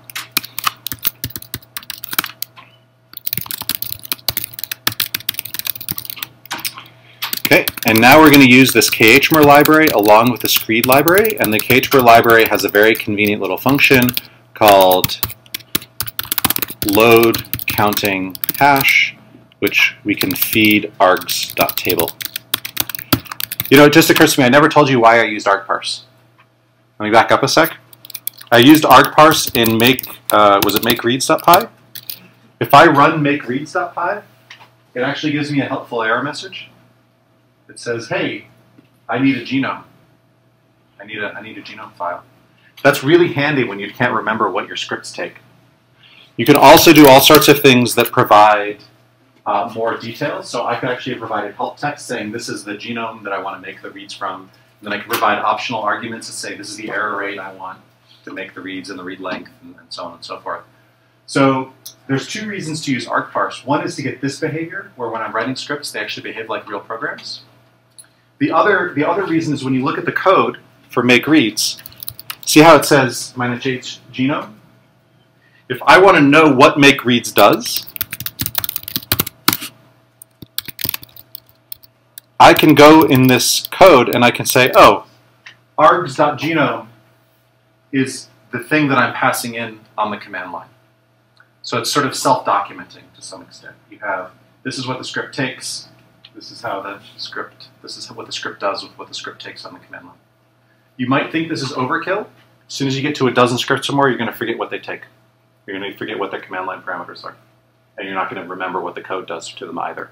So this is just a way, it's very little extra work to do this, but it helps. Right? Okay, so here I'm creating this seat counting table, and then I'm going to go through the reads and, okay. So I told you before I had this magic function, readme.md. It was called ct.find spectral error positions, sequence, and cutoff. The cutoff is how low abundance, the sequence is the read, and the cutoff is how low abundance a k-mer has to be before you flag it as an error. And this is going to depend a little bit on your data set. In this case, we can just set it at 1 to see what happens. So this is now the magic function. We say for record in screed.open args.reads, positions, error positions is ct.find spectral error positions, record.sequence, and we'll say cutoff of, I don't remember if it's got to be 1 or 2. Let's just see what happens if I put 1 in there. And then I'm going to print positions, and then I'm going to break. Okay, this is pure insanity, right? I have a for loop. The first thing I do in the for loop is break out of the for loop. Why did I do this? Any? Good? See if it works. See if it works. Yeah, right? I have a couple thousand reads. I don't want to run through all 1,000 reads and have to look at the output. But if I write the for loop and then it works on one, I can take out the break and see if it works on all. So it's just a very simple way of just trying it out. So when you're working with lots of data, which we often do in sequence analysis, just like, hey, I wonder if my script breaks horribly on the first most obvious thing I give it, is a good starting point. I like to, this is kind of a variant of what's called a smoke test. Smoke test, like if you have a toaster and you wonder if the toaster works, you plug it in, you hit start. If smoke emerges, that's a bad sign. Right, so these are actual testing, like this software engineers use this language. Okay, so let's see what happens. Error spectrum, permission denied. Right, because I didn't.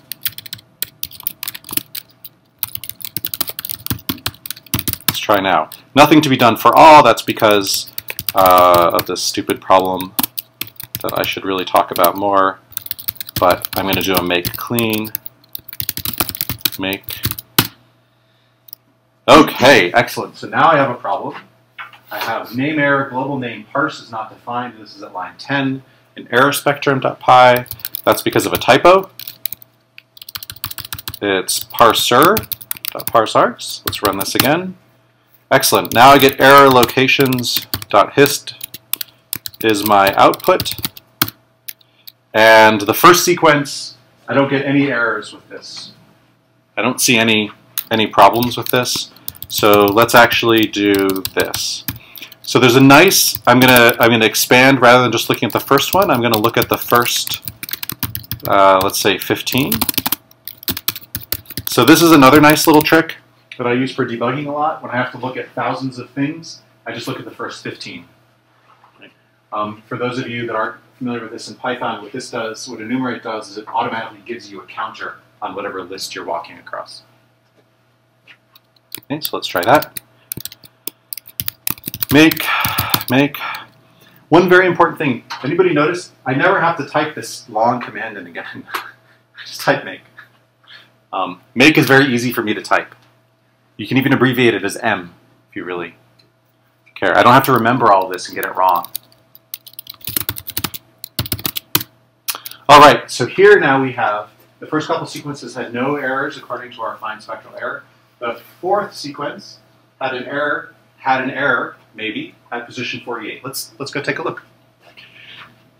So this is where we find out what I've broken. So had an error at position 48, and it's read 3. And I'm going to say that that looks roughly like position 48. Now, our fine spectral error positions isn't looking at the case of the base to see if it's an error. It's predicting it based on this gamer counting. It's missed in read 1. Read. So it's missing stuff in read 1. Yeah. Right. We'll get back to that in a sec. Good eye. But the first question is it totally full of it? Is it totally full of it, or is it just missing stuff? Okay. And that turns out to be because I have this parameter here. And this parameter, it's a little hard to explain, but it's basically how many the first error might occur. Sorry, at random in a data set, you'll often have the same k-mer, the same erroneous sequence showing up twice. Not really frequently, but some reasonable part of the time. This is how many times the k-mer has to show up before you consider it not erroneous. So if you raise this to 100, everything would be erroneous. If you raise this to 5, maybe, so this is sort of part of your sensitivity, specificity parameter. It has to do with the k-mer. In fact, you know what I'm going to do? I'm going to make this a parameter.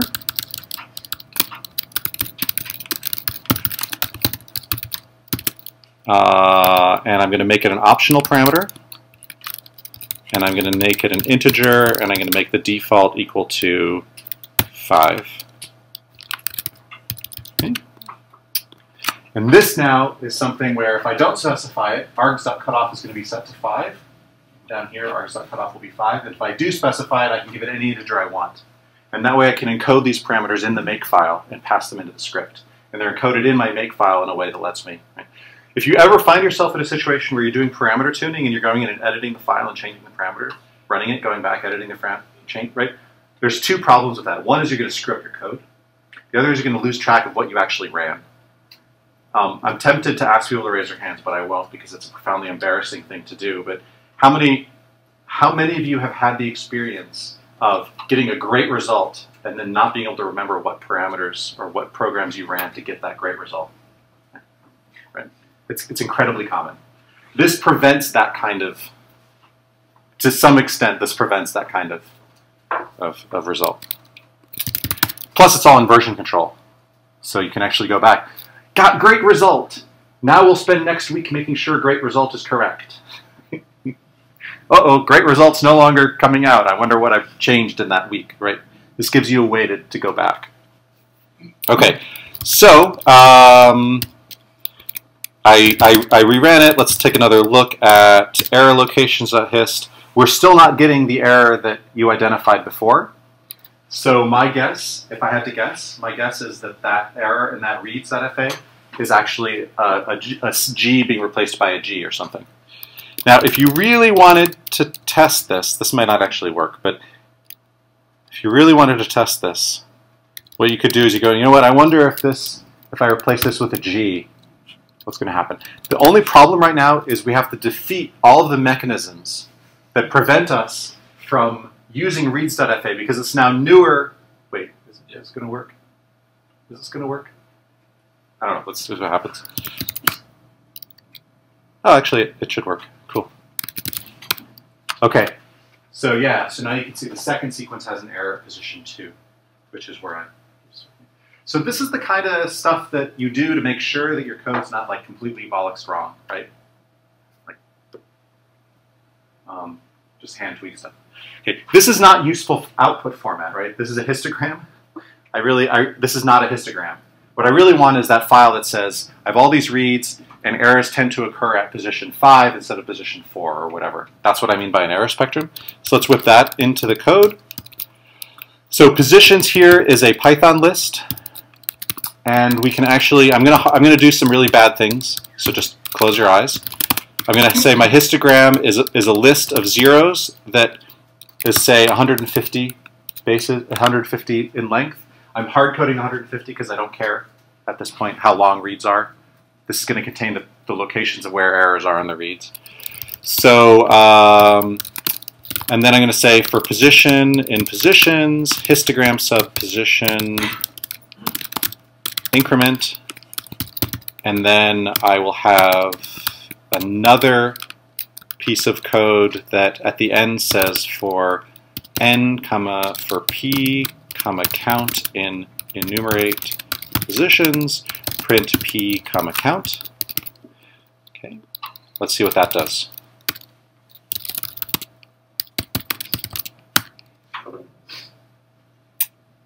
Okay, something clearly went wrong there. I actually need this to be an enumerate hist. Let's try that again. Okay, so this is now a histogram of where errors happen in my reads. Anything interesting in there? Right. Remember I forced the errors to be in even positions? 0, 2, 4, 6, 8, 10, 12, 14. So by and large, all the errors are there. So that is another eyeball check, like, oh, probably I didn't completely screw up. You'd have to write much more complicated scripts. Not much more complicated. You have to write more complicated scripts to make sure it's catching all of the errors. This is just sort of, does the broad pattern look? Okay. Can you bring up the make file again? Yeah, what did I do wrong? Oh, I'm just curious, because when we changed the sequences, is that not a target? Yeah, so I changed, Or a dependency? what you're wondering is I changed reads.fa. Right. So it recomputed reads.ct and error locations.hist, which are the two things that depend on reads.fa. But it didn't rebuild reads.fa. Yeah. Okay, so let me just git status, git add error spectrum.py, and then if you do git status, you'll see there's these three things that I don't care about.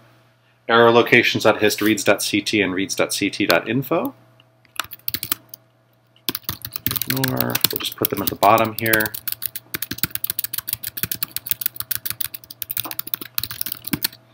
And now we're in this great situation where everything's copacetic, right? We've added the error spectrum script. We're all good. And I do a git push, and I do a make, and I do a git status. Everything's clean. You can go look at GitHub and see that everything's there. And we get to feel good about ourselves. Done for the day. No, just kidding. Okay, so there's all sorts of cool stuff I can show you about GitHub, but I just wanted, like, this is where this is already pretty cool, I think. That's what I would say. Interestingly, if somebody wants to be slightly ambitious, go to this page, click on edit yourself, see what happens. It'll let you make changes, but what it'll do is it'll let you make changes, it'll make a copy of this for you to which you can make your own changes. And there's actually ways that you can make changes and suggest that I merge those changes back in. And so this is increasingly the way we collaborate in our lab. I find a bug in a grad student script, or they find a bug in my script, and they fix it and they submit what's called a pull request saying, hey, there's a bug in your script. Here's the fix. And then we work that way. And it means that nobody changes stuff without me knowing, which is good, but people can suggest bug fixes to me, which is also good. Okay, so, but forget all of this. We want some graphs, right? We want to see something. So let me show you the last one of the other weapons in our arsenal. So this is something that's called IPython Notebook. And this is one of several ways to do what's called literate data analysis. And I'm going to demonstrate it rather than explaining that more. What IPython Notebook does is it gives you an interactive Python interpreter in a notebook format.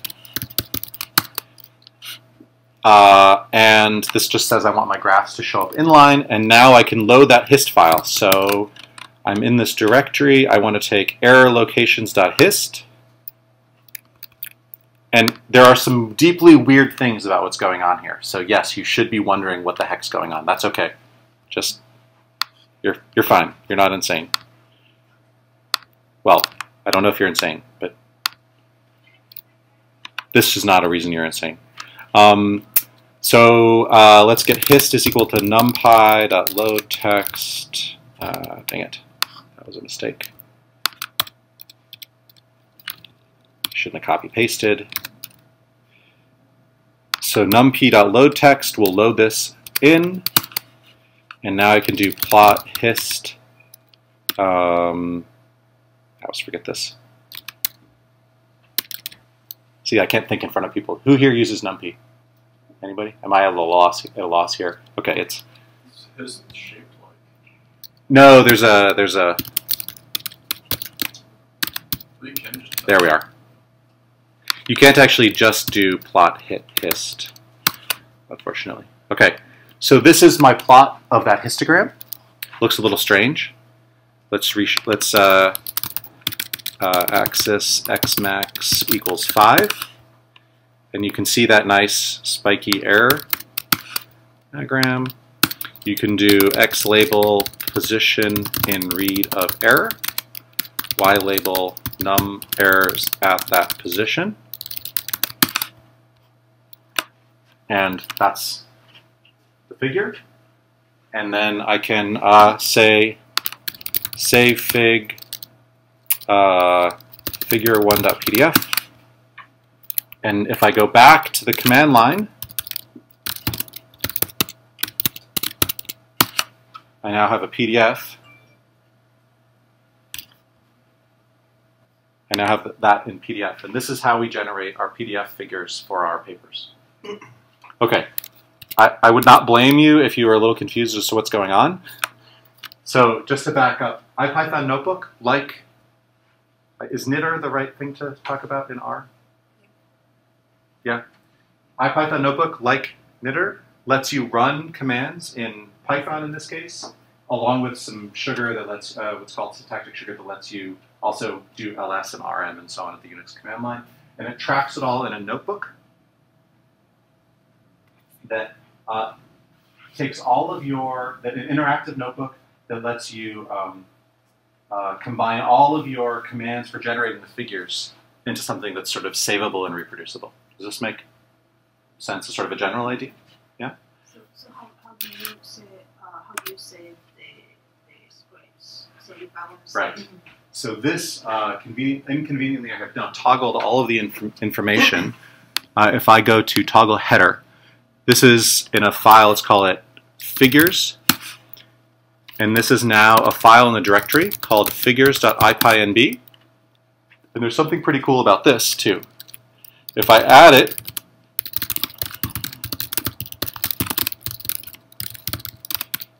and I push it to GitHub, I can now go to my GitHub repository, and you'll see, whoops, on my GitHub repository, you'll see figures.ipynb, and if you open it, it doesn't look nice. But if I take the raw, if I click on the file URL to get the raw contents, and I go to a site called nbviewer, and I paste that in, you can actually get a static version of that notebook displayed directly off of GitHub. So this is how we send analyses to our collaborators. We write the scripts to do the analysis. We write the notebook to load the analysis in and generate summary statistics, fits, graphing, whatever. We save it, we push the notebook to GitHub, and then we can send them this URL. And if they ever have a question as to what exactly we're plotting, where they came from, it's all available in the notebook. in the condition that the error location .hist exists on the No. So this is actually, the notebook is saved. This is saved into the notebook in a static format. So this isn't being run by anybody but me on my laptop. We just push the results back. So the other nice thing about this is that it's actually got a full, and for those of you that are, I wonder if this will work. Well, it's actually got a full Literate documentation thing in there in Markdown. So I can put in equations and have them render in there. And so you can actually write entire papers in IPython Notebook, and there are people working that have done this and are working on ways to submit these to journals. So you can essentially move from the situation where you're running your analyses separately from the paper and then integrating those results into the paper, and move instead into a situation where all your text and all your analyses are integrated in the same notebook, and that's what the journal is, the reviewers are looking at. The journal and the reviewers are looking at. That's still a little bit science fiction-y. There are a lot of mismatches in the publication pipeline for doing this kind of thing. So what we actually do is we take these figures separately, we save them as PDFs, and we put them into our papers. And we take our tables and so on and put them into our papers manually. That's a problem because that's often where we make mistakes now, right? As soon as you get rid of the mistakes that you make in the rest of your analysis pipeline, then you start making your mistakes in the parts that you haven't completely automated. It's been our experience. So you can also do presentations. Yeah, so it's got kind of crazy. What the stuff you can do in IPython Notebook is insane. You can actually build JavaScript data analysis widgets in here and have them call back to Python code. It's gotten insane. But at a basic level, this is the sort of thing that we can show you how to do. If you know Python or R, we can show you how to do this in about 10 minutes. I mean, I just did it for Python. R, I don't know well enough to do, but IPython Notebook does handle R and Python and many other languages. Okay, but all of this is just part of, so this is how we generate we run our makefile, we generate our data files, we create this IPython notebook, we make the figures. This is all on simulated data. I now have some reason to believe that our analysis pipeline is not totally nuts and wrong, right? I put these things in, I get the sawtooth pattern that I expect out of only having errors at even positions. So now let's actually run it on some real data. And so when we look at the GitHub repository, there's this README file. And the README file is what I showed you earlier, which is now a markdown formatted version of what I showed you at the prompt. And there's actually 2 real data sets from the literature here that we can actually apply this to. So, and I actually already turned them into CT files. So this is a situation where these data files are essentially things that don't change. These are real reads from real data sets. These data files don't actually change, so I'm not going to put them in the dependency graph. I'm not going to put them in as dependencies in the makefile, but I am going to run our error spectrum on these. So I'm going to make one change to the error spectrum script, which is I'm only going to have it look at the first 100,000 reads, because these are actually really large data sets in some cases that have millions and millions of reasons. I don't want to sit here and have each analysis take 5 minutes. So, so that's just a little bit of a hack. The right way to do this is actually to put this in as a parameter. So how many reads do I look at? But, okay. And then I'm going to edit the makefile, and I'm going to have 2 files. I'm going to have E. coli errors.hist. And this is going to depend on errorspectrum.py, data, and then data slash, actually we're just going to have it depend on that. And errorspectrum.py, we're going to run it on, I've now forgotten, data slash E. coli mapped.ct, data slash E. coli map.fq.gz, which are the reads, and we're going to put this in E. coli errors.hist. And I'm going to copy this and do it for our other data set, which I think is rseek errors, and we're going to do rseek mapped,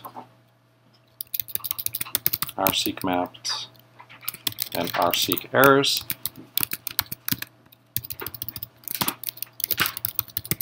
And I'm going to put them in the dependency. Sorry, I'm going to put them in the dependency here, which is E. coli errors.hist. Now, if everything worked properly, at this point I should just be able to type make and have it compute these. And it didn't work properly because it said that there was an invalid read at line 19.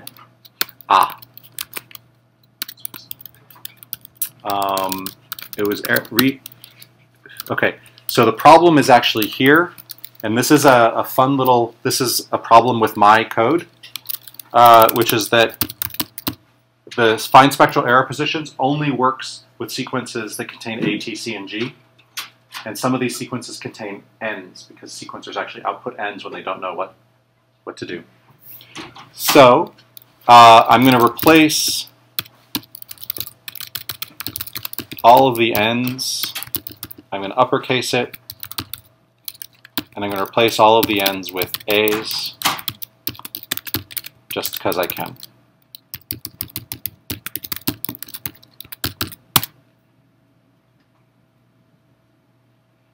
Okay, and now we have a situation where this is taking a little longer because it's actually loading a very large file. This is a 500 megabyte file, the counting table, and then it's actually iterating through 100,000.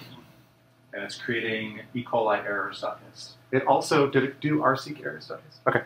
So now let's take a look at, this is now real data, and we can just go back to our IPython notebook here, and this plotting code is something that I can reuse, except I have to load a new, let's do rseq hist is equal to numpy.loadText rseq errors.hist. And then I have to carefully change rseq hist and rseq hist. And I'm going to get rid of the save. And let's just see what happens. Okay, so a couple things about this. I just commented something out here, and then I just renamed hist to rseq hist to reflect that I'm loading in new data. And the nice thing, for me, the biggest thing about the IPython notebook is I can edit this and run it. I can edit this and run it. I can edit this and run it, and the diagram changes. And I'm going to do this before I even look at the results. I'm going to do this with E. coli.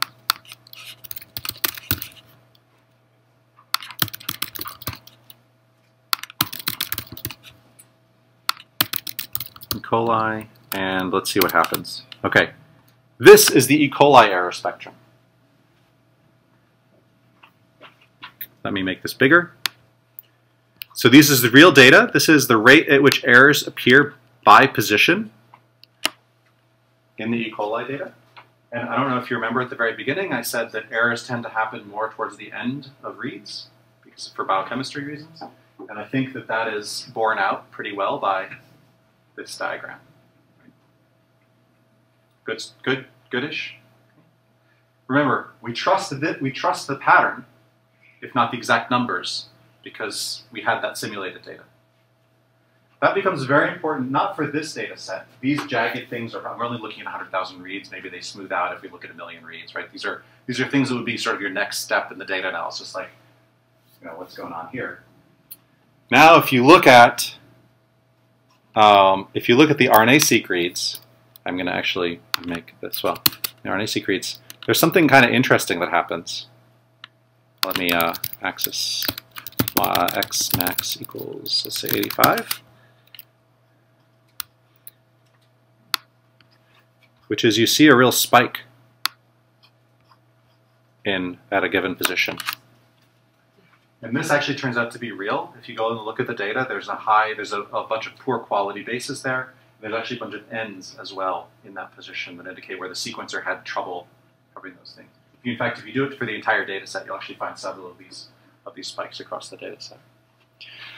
And we don't know why this happens. We think, for those of you that are familiar with sequencing, we think this is probably where the sequencer either runs out of reagents or a technician walks by and accidentally kicks it. So this is actually a useful analysis.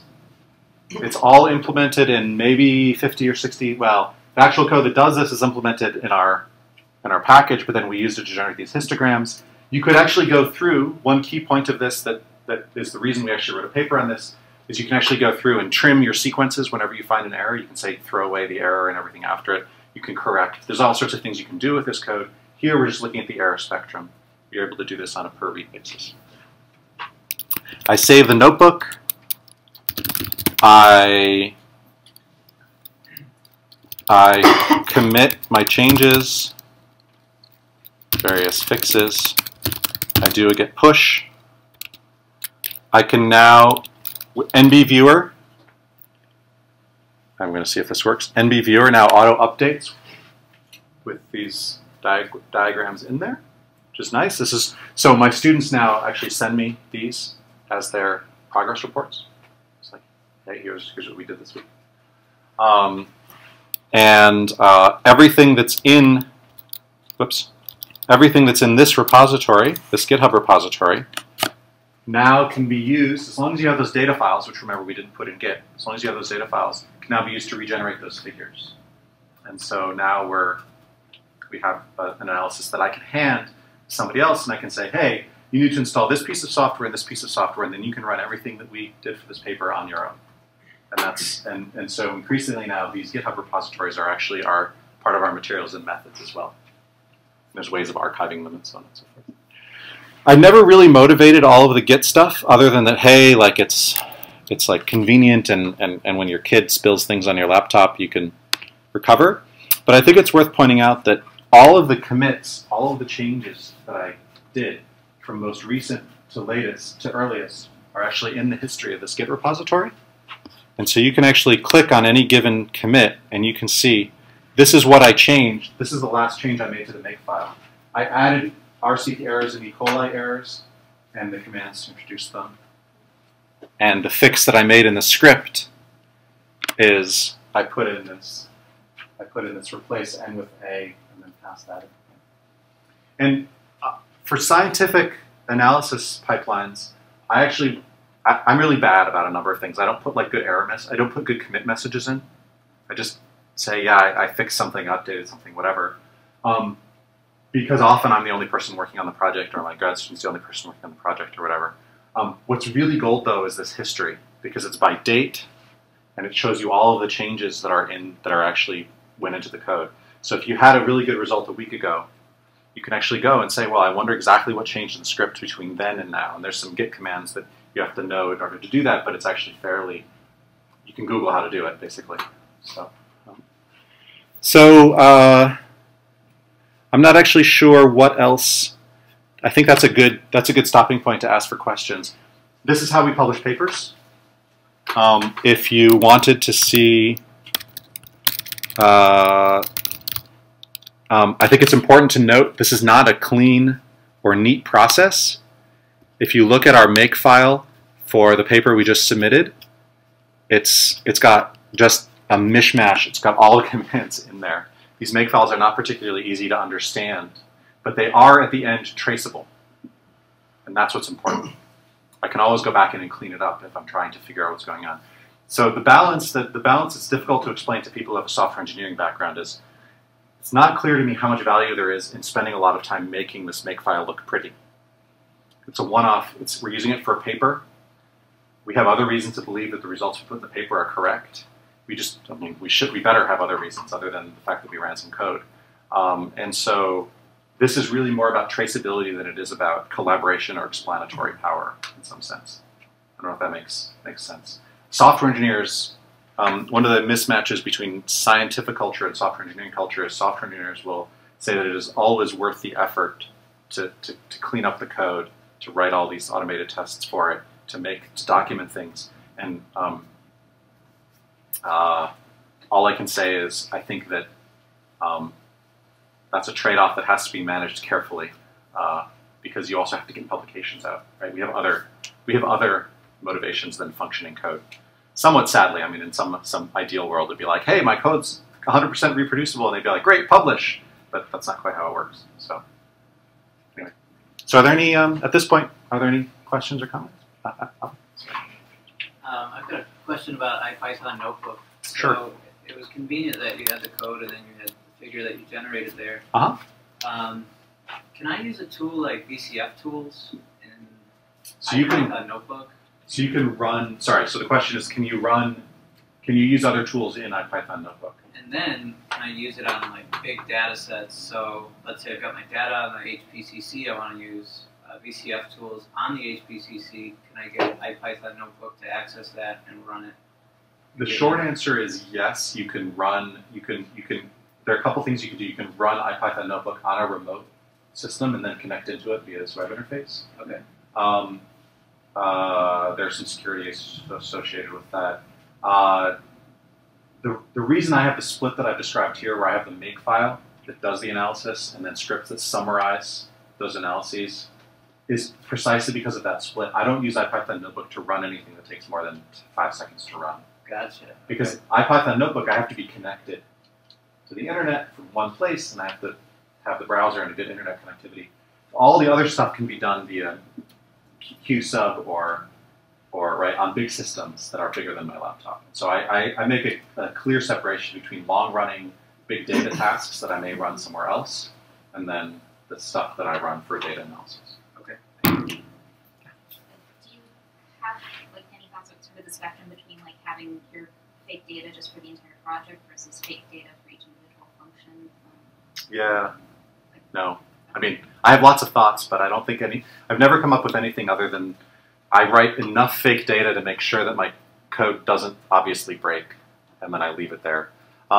So it was interesting. I mean, for this paper, this paper that we just did, which is basically this code plus a lot more, I felt like a third of the paper was simulated data that was of no interest to anybody whatsoever.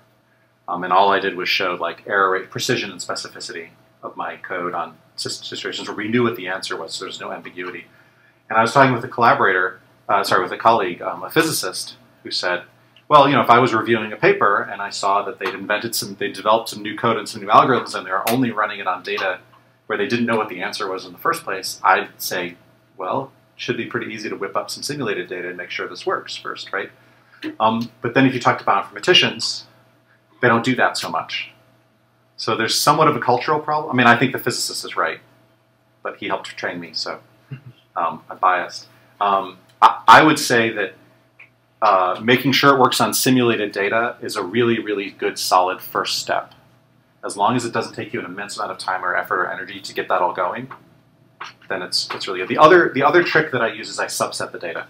So I take real data, and then I have a subset that I work on, and I make sure that my code works on that subset, at least doesn't break in obvious ways, and then I scale up to the bigger data set. Anything that takes more than a minute to run makes me really impatient. So I try and get everything working, and then I run it, and then I go to lunch. I run the big things while I'm away at lunch. Any other? So you, I see where the figures in the publication would be going. Do you use IPython Notebook the way that some people would use Sweep, so that all of the text of the publication is right there as well? I do not. So I don't write my paper in the notebook. I write my paper actually in LaTeX or in Word, and then we copy and paste the figures in. And the challenge there is just I don't feel like the tool chain for what I do is sufficiently robust, is sufficiently good for me to, well, two reasons. One, I'm old. I use what I've been using for the last 20 years for writing papers, which is LaTeX. The other is that you really want smooth integration. I want to be able to take this IPython notebook and with one button click, submit it as a paper, or create a review quality PDF.